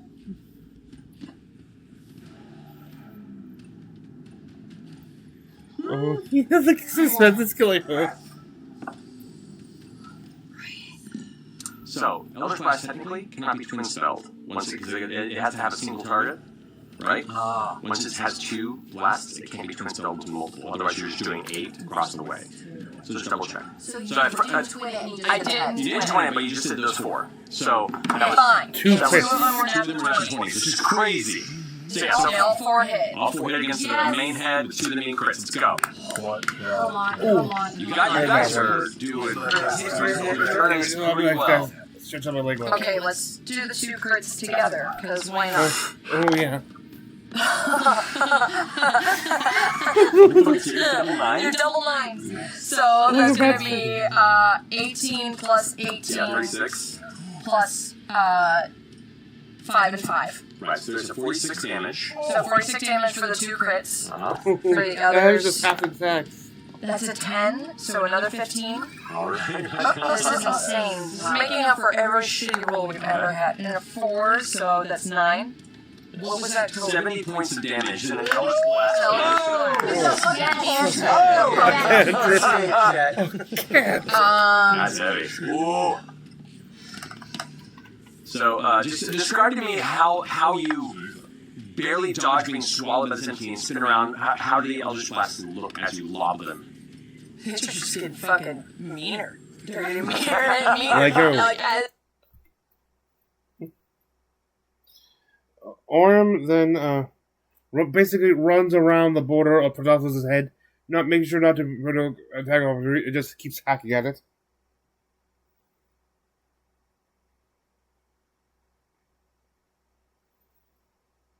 Then it does another screech of oblivion.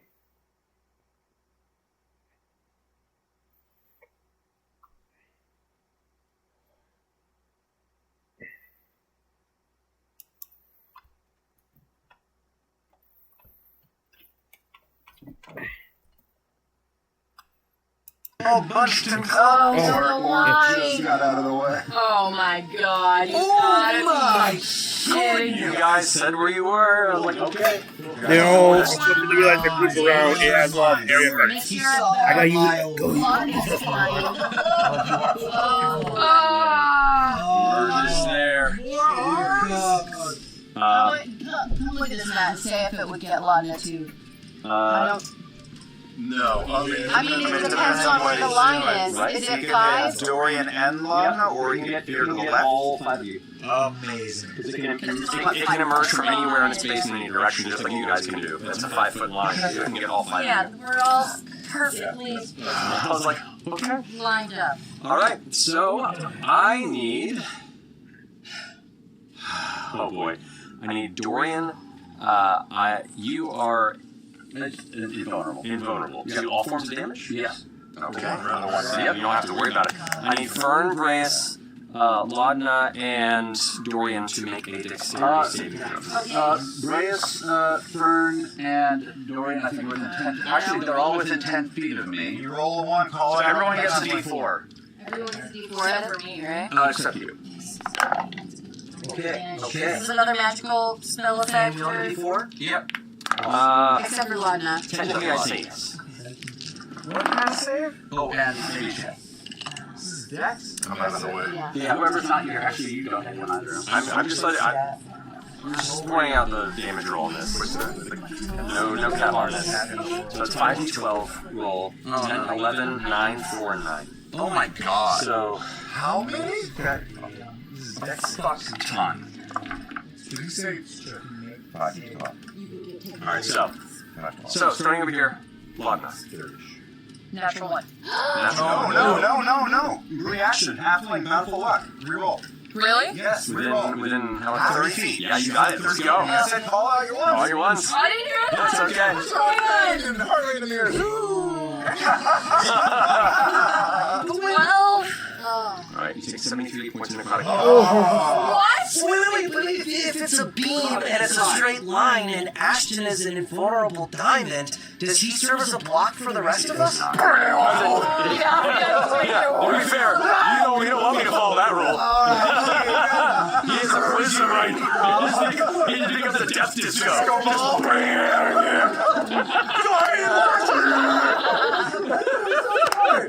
Look out. 73. 73 points of necrotic damage. Are you still up? No way. Yep. Wow. Oh, you had like You haven't taken any damage this whole time. I'm taking damage, but not hiding. But now it's But you bad. also had really Now high it's not good. But Dexterity saving throw. I rolled a 17 plus 10 plus 1, 28. Okay, so you take 36 points of necrotic damage. No. Good night, babies. Oh, Okay, no. Reyes. 18. 18, take 73 points of necrotic damage. I'm going to meet my maker. You're down? Burn. 22. The two That moving. just succeeds. You take 36 points of necrotic damage. Well, can I evade? That's true. Well, yeah, that is success. Next save. So you take nothing. You take no damage. I take no damage, but I did use a reaction earlier for Where? Barb. It's not. Hold on. Evasion is just, Yeah, you're right. well, you guys Yeah, it just happened.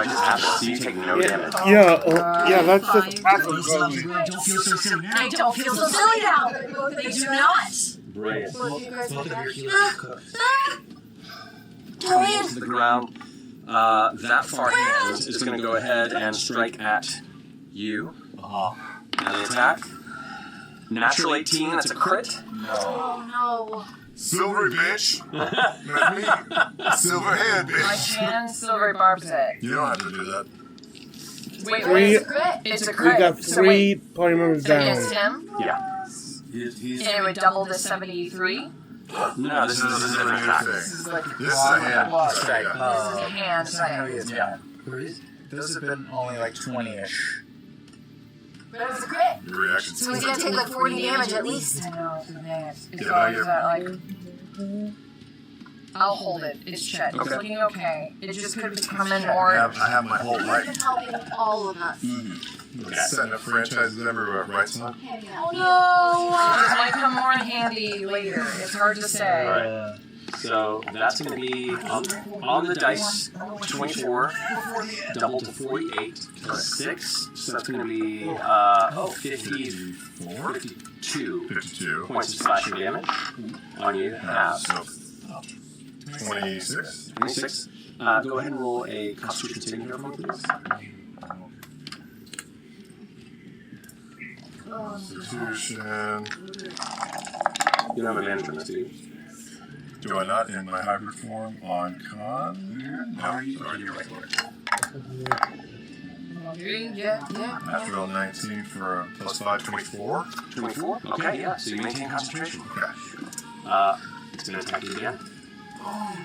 Ah, That's going to be another natural 18. I'm not even joking. Literally 2 in a row. he's trying to knock me to get her, I think. Oh, yeah. Because if he breaks his concentration. I then didn't realize that time the way you started like, Silver oh, Silver try to barbs. go for the day damage. What's the range on silver buffs? 60 feet. How is it 60 feet as It well? doesn't make sense. It's so busted. Let's see. You are Rule for campaign. 60 feet. Okay. Okay, rule next. Alright.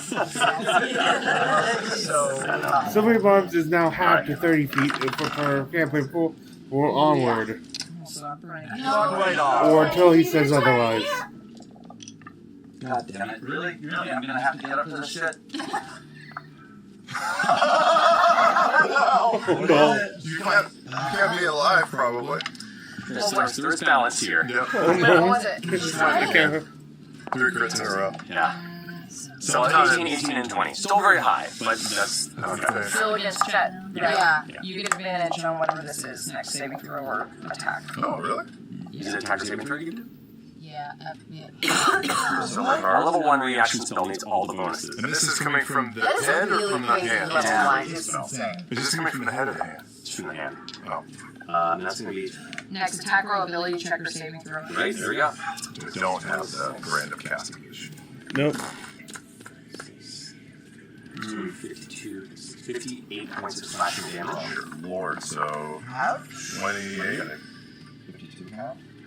58 half? 58. So it'd be 58. So 58. Sorry. 58 half would be 29? 29 points of damage. Okay. So Another. another Constitution saving throw. You have advantage on it, Okay. but it's going to be a 14 DC. Okay. 19. Okay. God damn. All right. Man. All right. That's going to finish Ruffus' turn. Burn, you're up. Okay. All right. Yeah, it's amazing how looking at Chet. What does she do again? Just to... Fern goes in with 4th level Scorching Ray. It gets 5 hits on it with it. But then Pedagogos counters with a legendary action to display of Chet. And this he fails concentration. Blink is down. And Imogen is he can now go after Imogen, who is it considers the biggest threat, as well as kind of personally for resisting him when it just went out.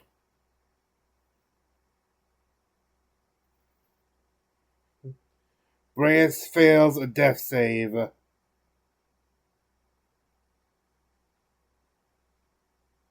Then uses a legendary. Pedal uses a legendary action to use Maw of a Red and 3.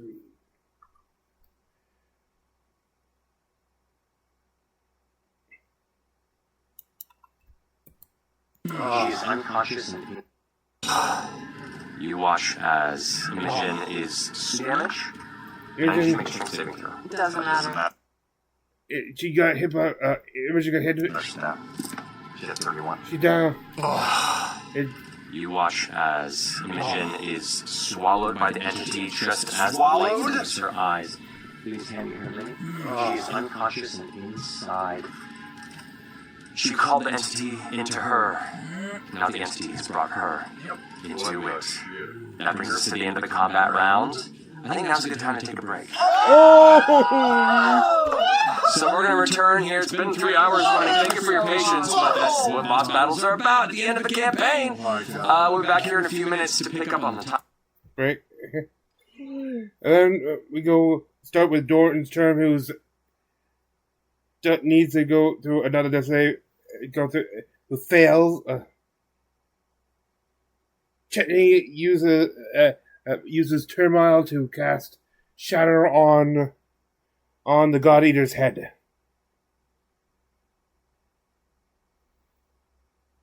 And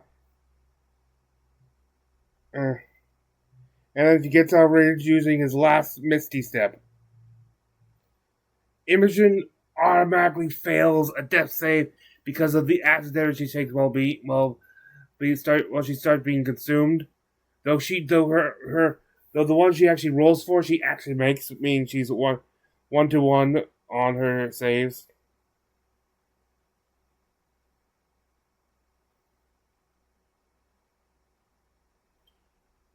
Ashton tries to force the jaw open.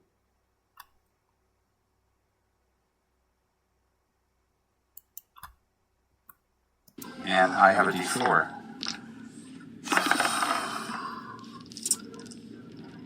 You rolled 20. No. Oh. I'm just making sure that I rolled a 20. Oh shit! Oh, shit! That was a natural 18 plus 6, but that doesn't matter with a 20. So, as it, like, you hit Fucking diamond hammer. as the head emerges from the ground, its jaw opens ever so slightly, and you rush up. Using that moment, you leap towards the mouth, jam the hammer in, click it, and its mouth kind of holds open. And so you add that's your one attack, and you're now like in the jaw. What do you want to do? I want to ask one more thing. Sure. Privately. I just want to whisper. Privately. I want to whisper something. Okay. Reverse whisper! Hell yeah. Guys, Doesn't even show there's on merch screen, so available always. somewhere. Commemorate this fight by going to shop.kurtroll.com and It's the on there on the shop I want. I really can't. have this color illusion I in don't frame. have space for it. Man, over. You ready though? For your turn? No, it's not already. Okay, so. Wait, I gotta see. Watch it. It comes for us all. He got Robbie. Tell me exactly where and when. It was part of a comp card. It was businessman, skateboarder, leather jacket guy, policeman. Yeah. I don't need to think of 2007. Yeah, man. So you could, man. 25. Matt, all right, you received inspiration from Gorgeous. All right, I'm going Comes for us all, Robbie. I'm going in. I'm pulling her out. some Lucifer. Okay, so you're leaving the hammer there. I'm using it. I'm having it click. And I'm going in. I'm using it to fucking pull. Okay, well, make this another contested strength check. All right. As she's currently kind of squeezed Am I inside of his held throat. in place by a tongue? You're being held in place. It would have a tongue on the inside, but there is also like the inside of his throat is like condensed on you, so he's having to pull you out of the restraints. Yeah. Yep. All right. Come on, Ashton. Sadly, not a natural 20, but it is a 19. So that's just strength, contested, not save. Mm-hmm. That's 27. 27. Natural 5.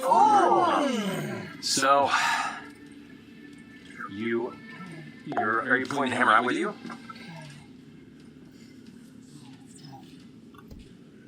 I feel like it would make it harder to do the stupid thing I'm about to do. Well, actually, no, it doesn't change it. So you have grabbed her and you pull her kind of into the jaw with you. Can you get her out? I can get her out. You can get her out, but it'll be like half the rest of your movement to try and bring her with you. So you'll get about 15 feet away. So light. Cannot believe I'm going to do this. I'm going to leave the hammer and run. And with her. Okay. The hammer's so not you're leaving the hammer in the. Okay. Immovable, frozen in place. It is It's locked in place. Now it can still. Like it's not like jamming it. It can still no, like but it's roll still away. sitting there. Okay. So you will say how much more movement do you have? It's 10 to get there. You have 40 feet of movement. 40 feet of movement. So it'll be another 15 feet to here, and you would drag an unconscious. Fuck, it's going to be easier if I like. This is going to make it's going to make the shot harder though. Okay. So with that, I survive. can't tune it, so we'll find out. And Imogen is All right, we'll see how it goes. You have to go the entire way around. Okay. I think I'm gonna go for the All right. Oh yeah, no, I can't use the bonus. I can't use the bonus action to throw a potion at her. That's not. No, that's an action to try and force the potion. Yeah. All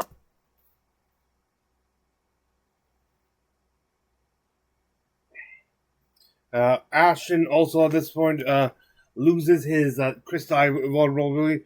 So not only just the crystal vulnerability, but the his Titan form altogether and also has 2 levels of exhaustion. So he's and lower hit point. He's very, very rough.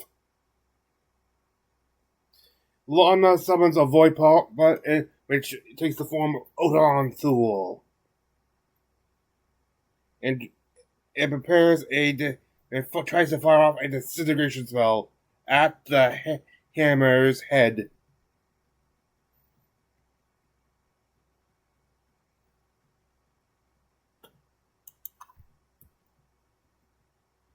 So, what is the check for the hammer? It is 6 plus the spell's level. Which is 7. Or 6. So it's a 12. DC 12.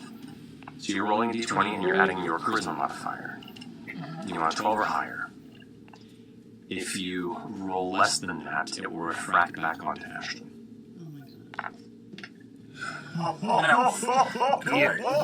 Great. Do you have a lot of charisma? He gives. We didn't He come here to can't make survive a level 1 spell right now. He's not going to survive. Shot. One of the most destructive. You told me to do this. I said I wasn't going to do it.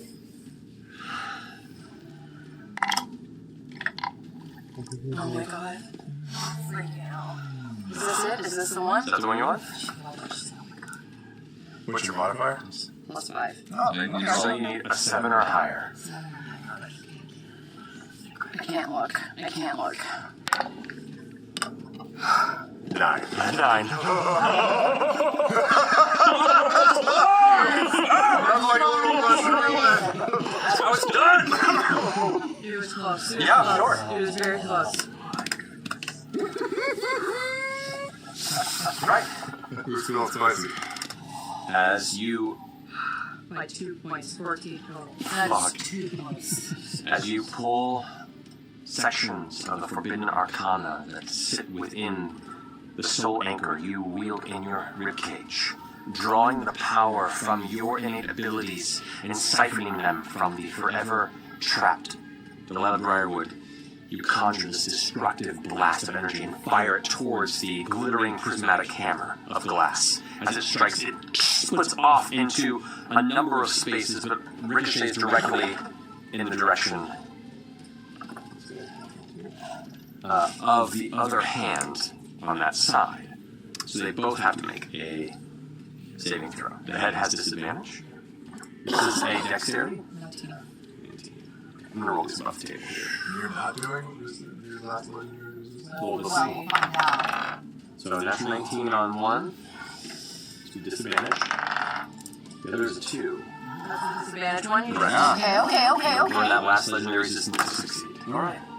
The hand over there. That's a 1. That's a 7. That's going to be a 16. fail. Fail. Go ahead and roll damage. Oh my god. Oh my god. And his resistance is gone. Lots of resistance is gone. Oh, yes, legendary, yeah. It's not the head. Unless he has But legendary. No, they. This is. sorry, I had to look and see. 10 user. Come on. Nope. 4, 6. Stop it, Travis! I love the risky maneuver. Oh, yeah, I love it. No pain, no gain. Dude, that would have been so harsh to have you just walk out and be like, okay. Okay. I just swore the world's it. I knew what was coming. It's the hand, right? The hand is the one that failed. It's disintegrate if you don't take damage. If you save, you don't take any. Correct. Yeah. Or nothing. Arms is sweaty. I don't think it's worth it. I'm gonna keep my points. Sorry, I'm thinking a lot. Okay. 10, 20. Have I told you about thinking? I do all my fucking bonuses now. Yeah. 30.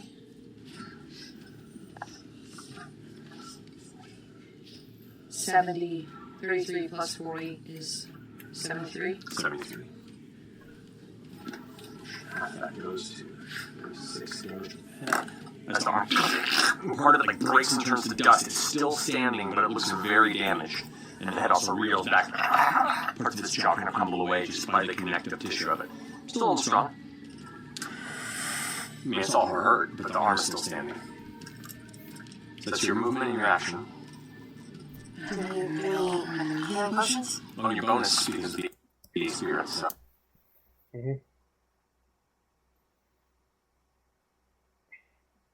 Orm feeds a potion to Dorian.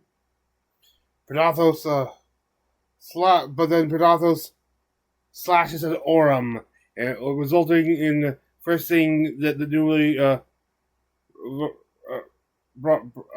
the Dorian thing says emergency causes is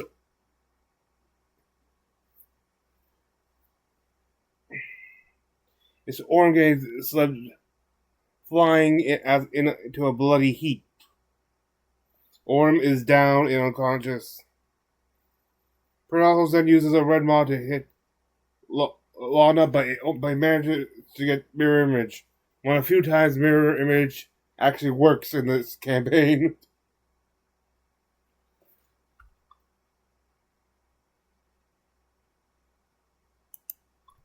All right. Pistol up. No. All right, you die. All right. I am just blocking that fucking body. I am staring it down. I'm blocking that fucking body. I'm rolling terrifyingly good right now. All right, so that's He's got like special Rockman abilities. 46 points of slashing damage, reduced to half, so 23 points of slashing damage. And the other hand's coming after you, Fern. Oh, I'll also say, well, I'll wait. Finish it up. Okay. And that's me natural 18. Jesus Christ. Well, I have my Well, the eternal 32. Hit you. justice. And that's a natural 18, which is a crit on these slashes. I can't believe that. Okay. Anyone's got silver barbs now, be time to do it. Yeah, silver cubes, but That works. Yeah. Hit points. Are you about to go? Is this She's going gonna to die. Yeah, it won't. I can't have silver barbs, right? Because I need It's a to. reaction. Did you go down on that? Yeah, but I just don't want to. Really? I would have to run like a 5th level spell. Or can I- so can I- I don't want to do it if she's going to be down. By the way. You can either dodge and take half damage, Fern is next in the initiative. No, I mean, I have 5 hit points, you guys. or you can try and silvery barbs it, and you might miss if you're lucky. You might miss. You might you. totally miss you. It's up to you.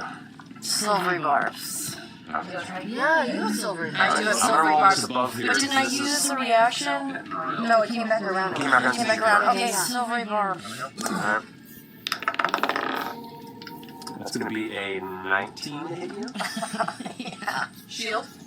Just use your reaction. Just use Silvery reaction. barbs. It is not a crit, but you're going to go down regardless. Try. Yeah, try. Yeah, try. AC is 19. AC is 17. 17. Wow. Wow, so tight. That was so tight. It's 23 points of slashing damage to you. I'm out.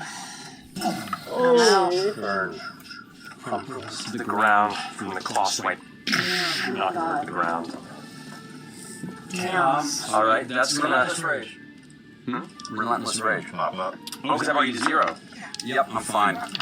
Well, you're still 1 hit point. I'm at 1 hit point. I am not falling the fuck down. Wait, but I got hit with melee, so he takes fire damage? Technically, yeah. Roll it.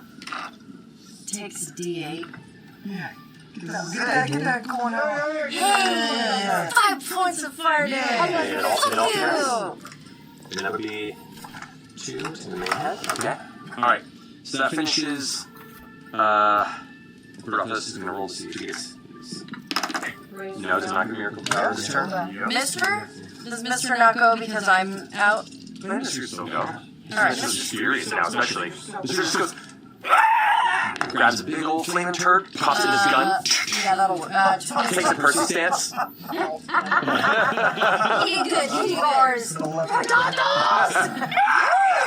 so 11 points of damage. Right. Sorry, 12 points of damage. Points of damage. Splat. Right in one of its many eyes. Okay, that finishes Breathless' turn. Fern? Go ahead and roll a death saving throw for me. Let's do. Roll your tiniest d20. It's still alive. When you rolled last time. No, it's not. Say it. I know, you were right. It's not the one. No, it's not the one. This is the one that I rolled. Oh, God. So I'm gonna. Don't roll me once. Okay. So that's 2 fails. 2 failed death saving throws, Fern. Don't roll green on your saving I know, don't roll green on your saving throws. Okay. Shit, fuck. Okay. Alright. The one you just roll. Alright. Brace. I'm gonna roll it for mine. Those are both the ones that I rolled. One's on. Why did you do that? Did you? No, it's a 4. Why did you? That's a failed death save. Why would you do that? No, you're not touching me. Evil. No. That was your second, right? Yeah. Second failure, yeah. Okay. Yeah. Dorian, it's your turn. My baby. Okay, I gave you the game. Yeah. I have to see that.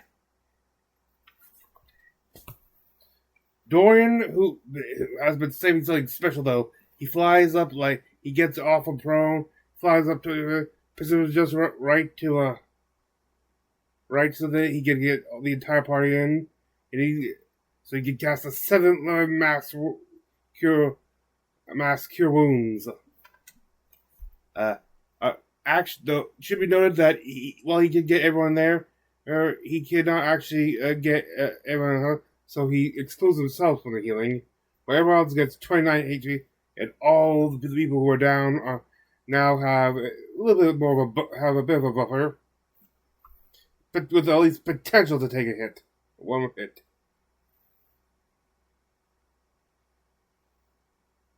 Then he goes and inspires Breas.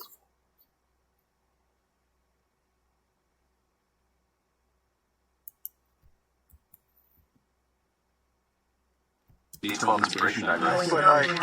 But I betrayed you. Why are you treating me with kindness? For some reason, I still trust you.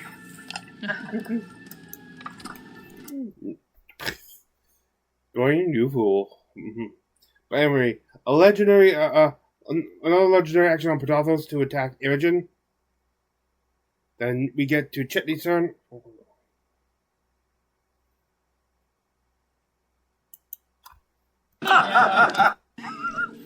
I go over to Imogen and I start applying slick shimmer oil for a minute, just greasing her up. To apply 10 temporary hip Is this how you apply it to Imogen? How did you get to me, Chad? Don't touch it. The arm in the corner, the melee on that thing is like 30 feet, right? Yeah, it's pretty far range. It's badonk, so I can't even leave its melee without invoking an attack of opportunity, right? Probably. Yeah. I mean, you can move within its range without invoking, but as soon as you leave it. So if you get beyond 30 feet, it'll take it. Oh, I actually can't cast Shatter again. Which means I'm stuck there. I mean, you can move within that 30 feet. I just don't think I can get within melee of the head. And Is the arm 30 feet from the head? The arm is between 30 and 35. Chet ends up going in. It does 2 swipes with Turmoil. What else is head? And then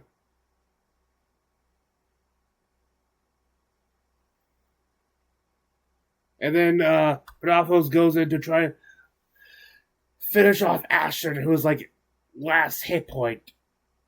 Or not quite last hit point, but he's because he got healed by Dorian, but it would have taken him out, except for that he Ashton being able to use his final Chaos Burst to use a Dreadful Misfortune to avoid preventing him from taking attack, but half of the attack damage actually is taken by Renal himself, who basically bites off his own tongue, thanks to it.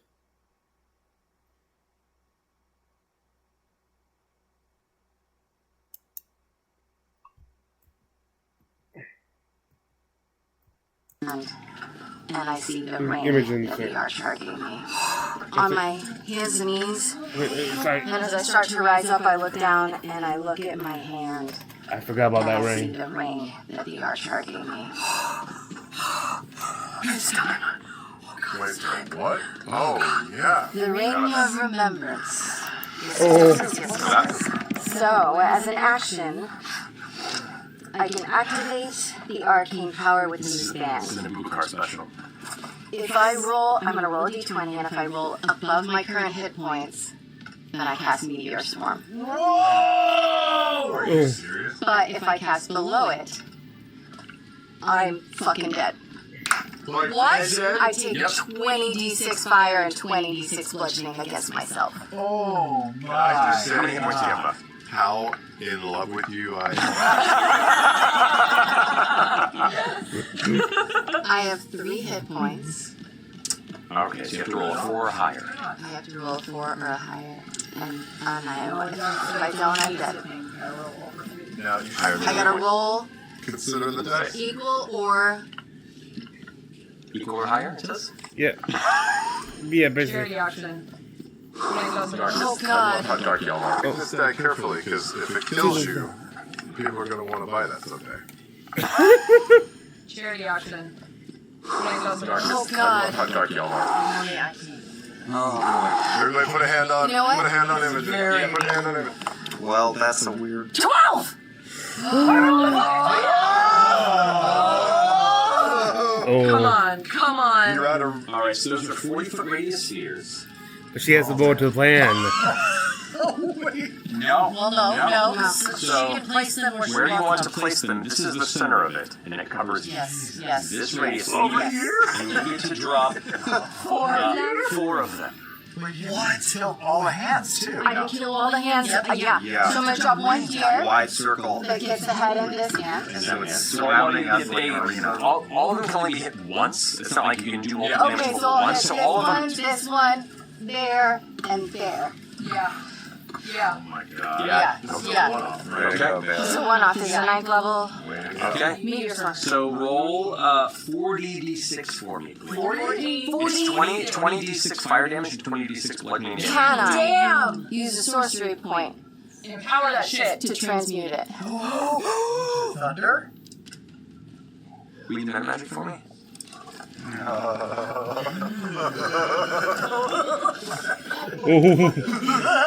Oh boy. Spend a sorcery point to change the damage type to one from one to another.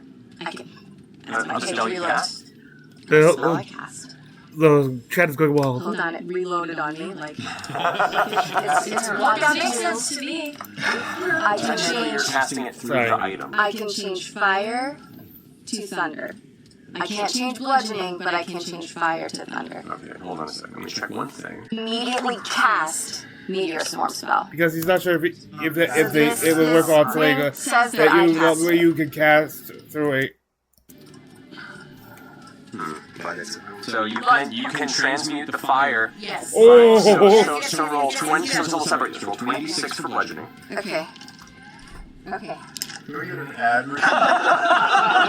Guys, you can buy the dice that she's using for this roll Can you? at Laura's Etsy site.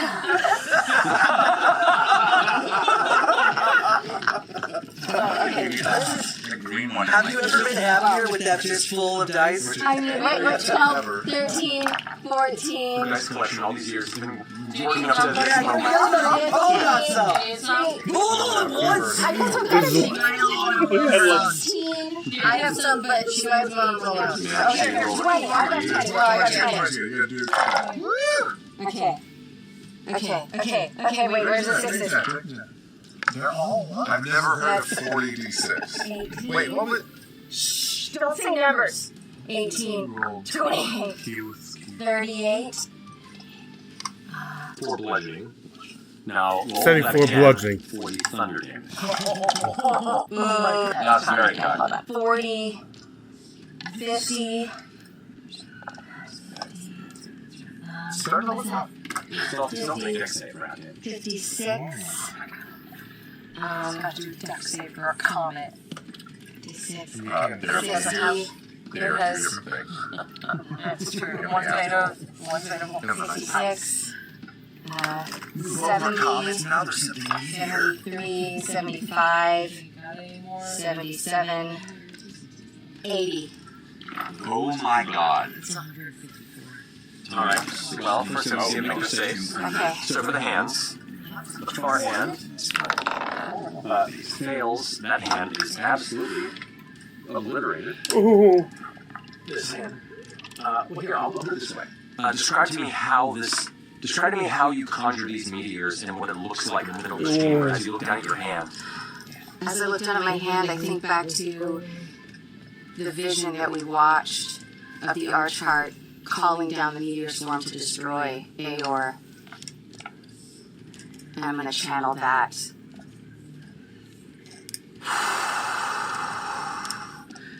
But there's no sky open above us. So this chamber starts to rumble. And my telekinetic abilities are just going to start breaking down giant rocks from the ceiling and slamming them down. As the rocks begin to dislodge from the top with incredible telekinetic force, you watch as purple lightning begins to completely swarm around the outside of them, forming them into small storm bombs, essentially. It starts to swirl around me as I She's press using my hands the down into chamber the to make ground. the meteors. My hair The flies chamber up. is technically part of Prodothos. He attacking with his own body. This hand is absolutely obliterated.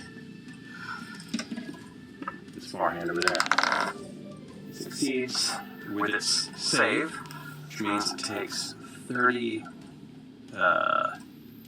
points of bludgeoning damage and still 80 points of thunder damage, which obliterates it. She is the storm, baby. Yeah. Whoa! This one is destroyed. Big money, big money. That one. The 7 plus 9 dex is going to be 16. 22. So that's going to be 74. 80 is doubled. So it's 160 plus 74, 234 points of damage. Imogen 10 will have your Poetic justice! Poetic justice! Oh my god. in the back of your mind. I you hear almost this actually did the voice extra black echo. one.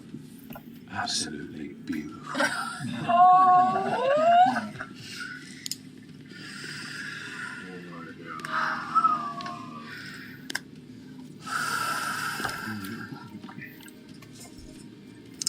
I'm gonna look up from where I am, which is right underneath it. I'm gonna make eye contact with Prodothos.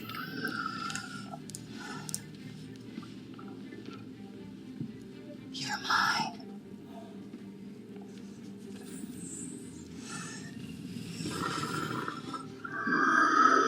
Energy begins to billow into the mouth. The dark beam begins to reform.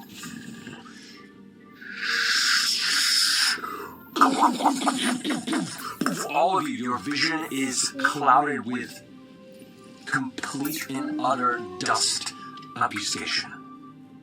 Shards of shale and rock and crystal pepper your bodies to the point where you have to curl into a ball to maintain any semblance of not losing your vision or eyes through the smattering of danger. Then the quiet. As the dust slowly begins to settle, and the broken, shattered glass head of Prodothos itself is crumbled and motionless, where elements of its arms still remain themselves also back to the glass pillars that once marbled through this land, floating there, air adrift, ruled a spawn vessel, Imogen Temple. A few of you are still unconscious, so the battle's over. Yeah, Still unconscious?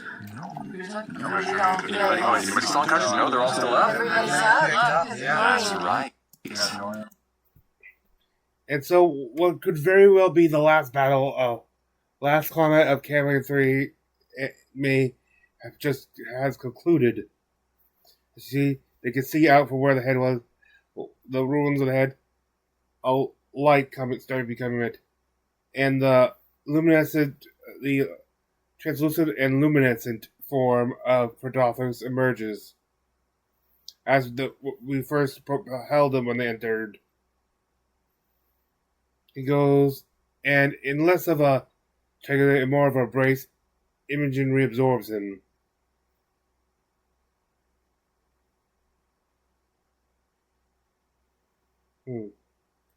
Unlike before, where it quickly took over her and stuff. It's not even tried to fight her for control. But she can feel within it the light slowly regenerate. It's slightly more. They tried to see if they could call the Raven Queen using her mask to tell her what's on and see if everything's ready. But the mask only had one use. They realize now it's time to go meet the gods, and they can see the cracks of where all the battle stuff and also from the spots where the meteors were, material for the meteors were taken, and there's cracks there, and they're slowly starting to spread. This chamber is about to start its collapse. They have the voice of Liliana calling from the entrance of the coming in to check.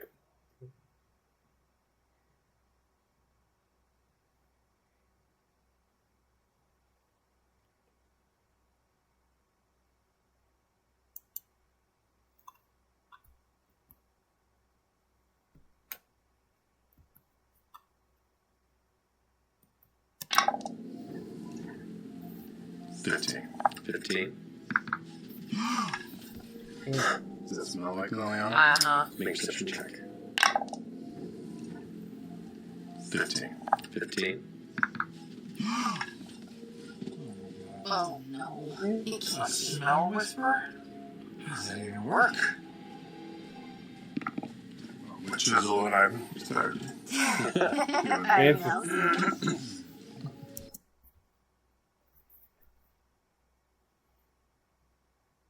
They talk about it itself. They keep talking, but they do one thing. They keep talking. They start discussing how they should proceed. They now know that Imogen is the prime target of almost all the deities. They decide to heal up with what potions they have left. Ormon's on guard in case anyone players, especially Lunas, who we've pretty certain is now in a cloned body. Meaning he probably has a proper hand now. They as the cracks and stuff go and there's pieces start falling to the ground, they quickly leave this all the way out the hollow chamber. The collapse continues.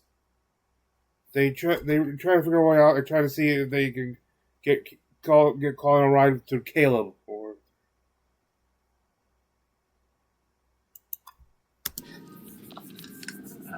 Does Caleb have spell slots? Oh my gosh. The last time you played? Oh my good grief. I don't know. While I was figuring that out, I'm like just kind of shell shocked, absent-mindedly playing my mandolin. Dariac gave me, but that was a great mandolin because I have slots. I have like little low-level healing slots for that. Yeah. So I've got 4 left. In that amount of time, could I do 4 level 3 healing spells? Yeah, you can. Okay. Yeah, I'm twiddling around playing bad songs. You know, like somebody plays guitar and they can't do a full song, it's just snippets of songs? That's what I'm doing. And I'll heal Chet for good. 7, 7, 6. 14, 20, 23. That last game. 8, 5, 16 to... Who's got low? Are you low? What are you at, Ash? I'm 37. 37. You're low. I'm 29. Yeah. So I'll take 16. I got 2 more. You still on fireball? 8 to 13 to Breas. That's good. And my last one, yes. 8, 8, 5. So how does Caleb respond? They're at the end-ish of where they were. Well, they are in the process now of, I'd say, finishing out capturing those who still remain after the Weave Mine was destroyed. Yeah. It's almost like when the Weave Mine was destroyed, much like Sauron to Mordor, all those that were there to defend them are now terrified and without their connected tether of the Hive Mine. So at this point, you've all been rounding up those who have surrendered and kind of in the process of finishing out, taking captives and survivors of the assault on the Arxcrion. I am pretty spent. I don't know where you are. How could I get to you? A spell left. You do? Is there anybody else that you can think of nearby that might be able to help? Ira? They talk about Ira. The party talks about Ira and stuff as because the Victor they're pretty sure Caleb can't. He could get there, but he wouldn't have anything to get him out. However, another one comes to mind as I remember that they've recently rescued Plain Rin, who's still somewhere on Rudis.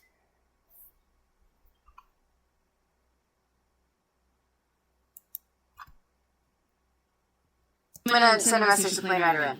Okay. Where are we? We're at the core? By the hollow cage? We went down garbage chutes. Yeah, but we're in the hollow cage, right? All this is happening We're outside of the Hallowed Cage. You're in the bottom of the prime pillar. Behind them, they can hear Alright. sounds of the chamber collapsing and the sounds of collapse getting closer. Rin, we need help. We're at the hollow cage. Everything's falling apart. But we succeeded. Can you get us out? It's a brief moment of heavy breath across the way. My goodness. Really? Well, let me see what I can do. That's all you get back. Okay.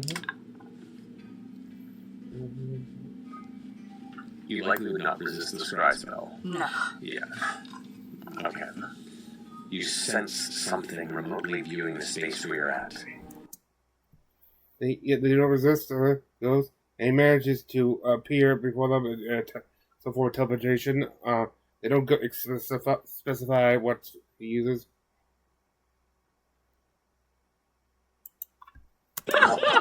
Oh, well, going in. I'll go in. Let your mom be out. He's gonna hold my breath. Who's got a high constitution? I can hold my breath forever. All right. I usually got a really high. Oh, well, I'm going in the hole. Put me in. Put me in, Coach. I'm gonna be useless. You can put me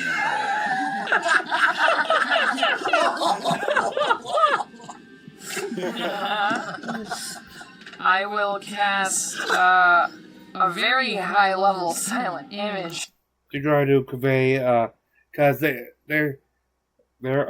realize that there's no way to get there. The only place the Plain Rin knows to exit Rudis is through the Bloody Bridge, and even if they may not wouldn't know if it's I think they assume that mission now there's success and that the Bloody Bridge is no longer active.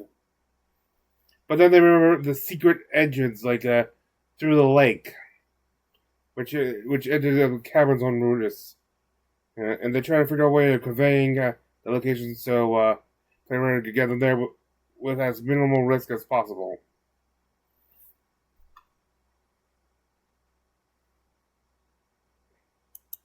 It takes a time. Go over and hold your breath. Go. You can hold your breath. Go. In the end, they remember after some things, including a false alarm, which was end up from. They would think it'd use, but they remember it's failure. They remember there was this elven doll that they picked up from the ruins around the secret engine. On your feet, hit something soft. And just as the hole closes up, the smell of rot overtakes your senses. I have an elven doll. That's true. I don't smell a thing. A little bit still gets up in your nostrils, like just a little bit of it, even though you try not to. Kind of catches the palate. Before we go, I scooped up an ancient elven doll from an elven doll. You did. You did. All right. You hand that to Rin. If that's where we're going. Delightfully creepy. Yes. But I love her. hopefully it'll work. Okay. I also still have some. Takes it and kind of like drapes it over the shoulder of the missing arm and begins to pull you all closely right as the platform like kind of You feel the glass beginning to splinter, and you look down. It's like looking on a heavy glass, like a. Yeah, it says, but they managed to teleport out. The ruin or escape there. The ruins. However, they hear the sound of marching and armor. The armies of the Accord are using that entrance to invade Rudis. The leader of this particular the division, Dutch General Okiri, or something like that, greets them and asks them what's going on. They tell him that Pedagos have been defeated, so much further.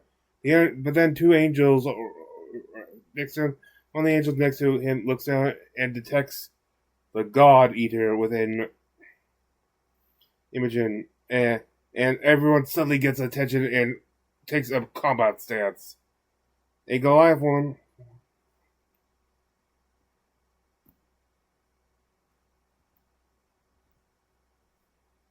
Dutch General! You watch as the male elf kind of pushes through, heads of white kind of push back in what looks to be some sort of a tattoo marking that's mirrored on each side of their face. One eye shines gold. You almost like dull gray stone-like eyes with burning cold pupils in the center. She has this like heavy, thick fur hide armor over a massive metal breastplate. You see the symbol on the chest, that of a single bleeding eye. Grumps, the ruiner. You see her going to step forward with this one of his favorites. Nasty little. Okay, rises. Wait, Usana, you don't know. This individual from Persona was like, now, let them be smited. Come down, great one, and devour those who devour you. You watch as the gray eyes burn bright red like massive burning coals. The whole room seems to quake as red light fills the chamber. The stone above seems to crack and open as smoke pours forth, and you see a single burning red eye begin to fold out from the top of the tunnel above you. As it looks like a symbol of the ruin appears forth, its muscular black skin reaching down above you. This divine intervention called down to end this moment. And as the ruiner peeks down upon Imogen, it withdraws. Oh. The stone crumbles, and you watch as Fasino looks confused, eyes wide. The light fade. Kira says, "You are your deaths. You cannot touch her. And to kill her is to set it free.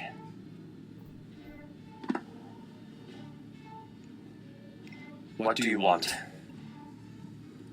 Apology to begin with, that was so fucking rude. Goodness to let this fly. Whispers being scattered out. You're right, our friend. He's the only thing keeping it in check.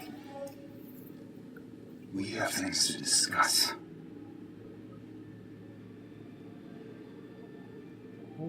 The Goliath steps forward a bit, still shaken but trying to put on a brave face. Discuss with who? Certainly not you. Why don't you step aside?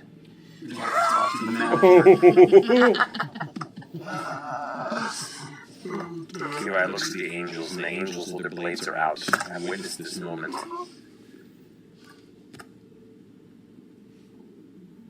We will call for them to be in prison, but I do not think even our lives would hold them. I think we need to get to Vassal. I agree. All the angelic figures look at each other. They look down. They can see there. I think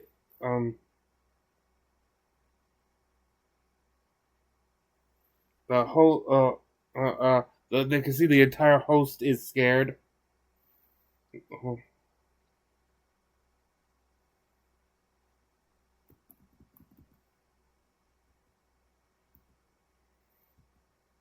Usana? Yes. Yeah, they're totally different things. Yeah. That's crazy. Hey, I'm stunned. That's beautiful. I want to focus on Usana. I want to focus my persuasion like. Okay, right? Oh, no, Usana. Oh, I see. Yeah, yeah. Okay. And I'm just gonna. Surely, Usana, yeah. surely you want to let us go. And I'll kind of like rub her hand a little bit, and I'll just smile and I'll wink at her. Pulls the hand back. Like almost like something to bite her teeth in reaction. Like She's gonna dream about you. and there's maybe a glimmer of being turned off. That's 22. Alrighty. 28. Alright. 35. 17 persuasion. 13 intimidation. Okay. You're pretty weak right now. Oh, I've disadvantaged on all. So. You watch as the angels look at each other.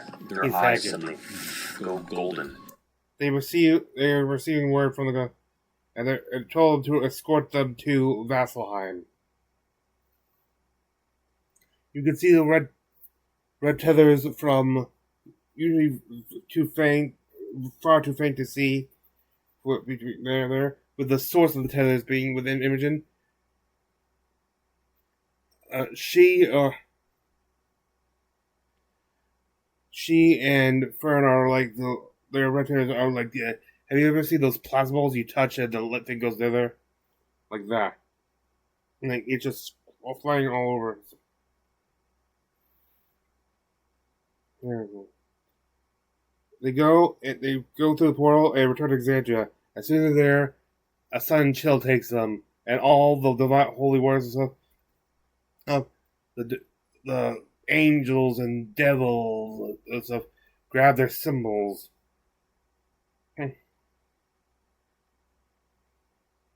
The gods know Pelathos is now planet-side. Well, they look around, they start seeing something shy that they don't see Orm's sisters. And they use a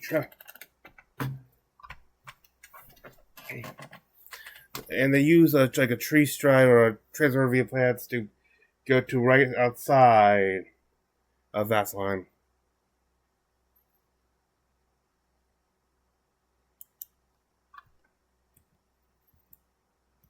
Hundreds. Doesn't seem right. A tree tunnel to the outside walls. Early morning in Vasselheim. Dawn of the Dawn City. As it seems that through moments of time and shift of movement, hours have passed, the dawn light just cresting over the mountain range as the chill hits your shoulders. And there atop the exterior wall looking down upon you, hundreds of crossbows and ballista pointed directly. And that's where we're going to pick up next episode.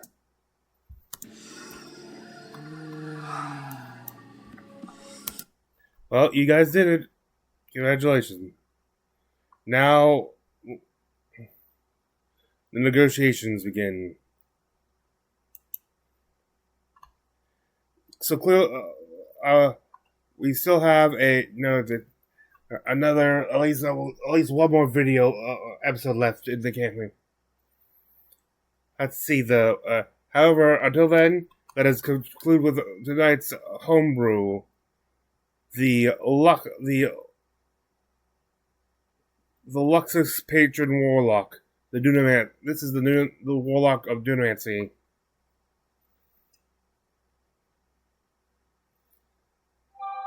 This is not going to be a follow-up because I realize I don't have a, I might come back and, with some of these and change out, at least for the spells. Because I realize I don't actually have Dunamancy spells here. I forgot. Sorry. But anyway, at first, you get your first level spell. What was that? At level 1, one with Chaos Bolt and Silvery Barbs. Prominent. That last one featured prominent in this episode. Well, your second level spells at level 3 are Gift of Gab and Nether's Mischief. Well, at your 5th Warlock level, you get your 3rd level spell, Blink, very important in this episode, and Slow. Well, the 4th level spells Confusion and Divination you get at level 7. And stuff. Oh, by the way, I have made both a 5e and D&D 1 version. The only difference for list of spells is like this will actually take you to the D&D. Won't take you to the 5e version, but the D&D 1 version of the spells, and also you get, since you're all subclasses you start at level 3. You get your first level and second level spells at level 3 at your 3rd level Warlock. And then, finally, for 5th level spells at level 9, you get Reincarnate, which is which had to be on this list due to,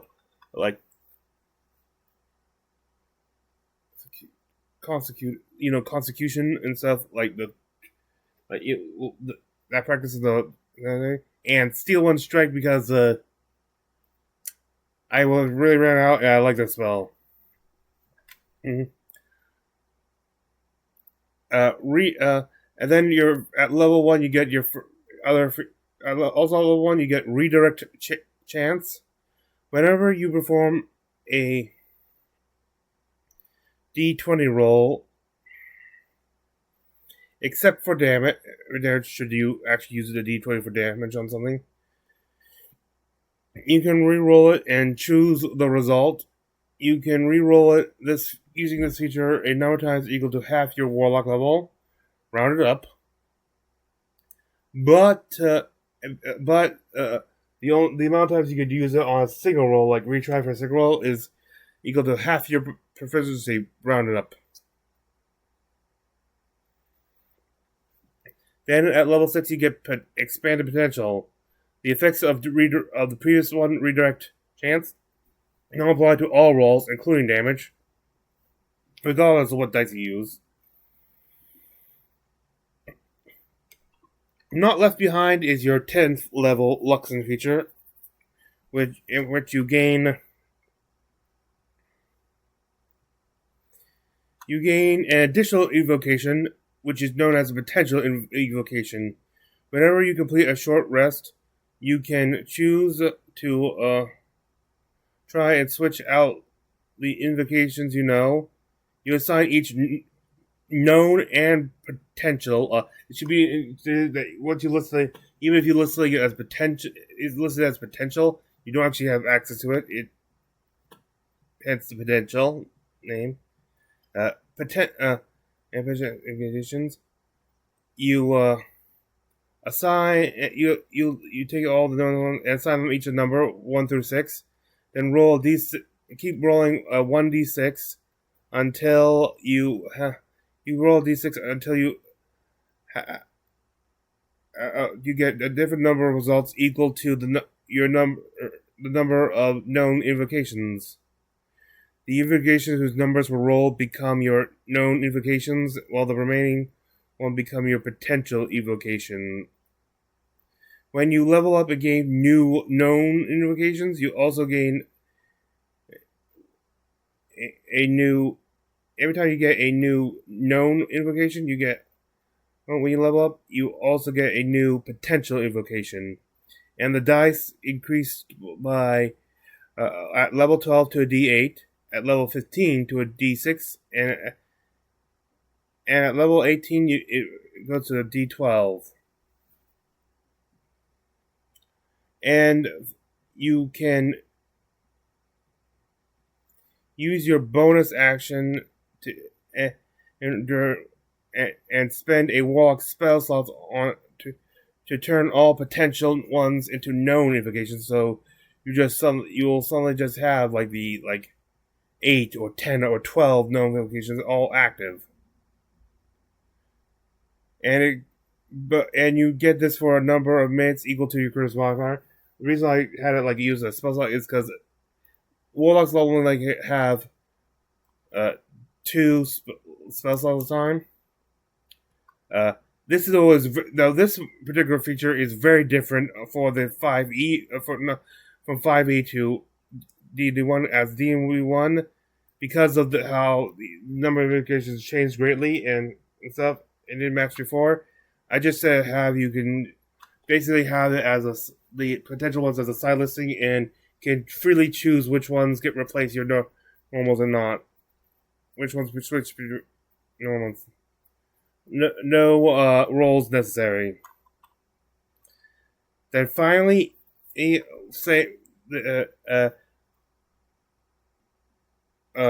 will say for level 3 though, I need to go back and reword, but I gotta say the term would be D20 test. This way. Finally, at level 14, both classes, both versions, you bring about chains. You can now apply the effects of redirect chains to any row within 30 feet of you that you are aware of, regardless of who makes it. And now I thank you for joining me. This is Free and Arena Dementia, and I wish thee good fortune on the quest of life.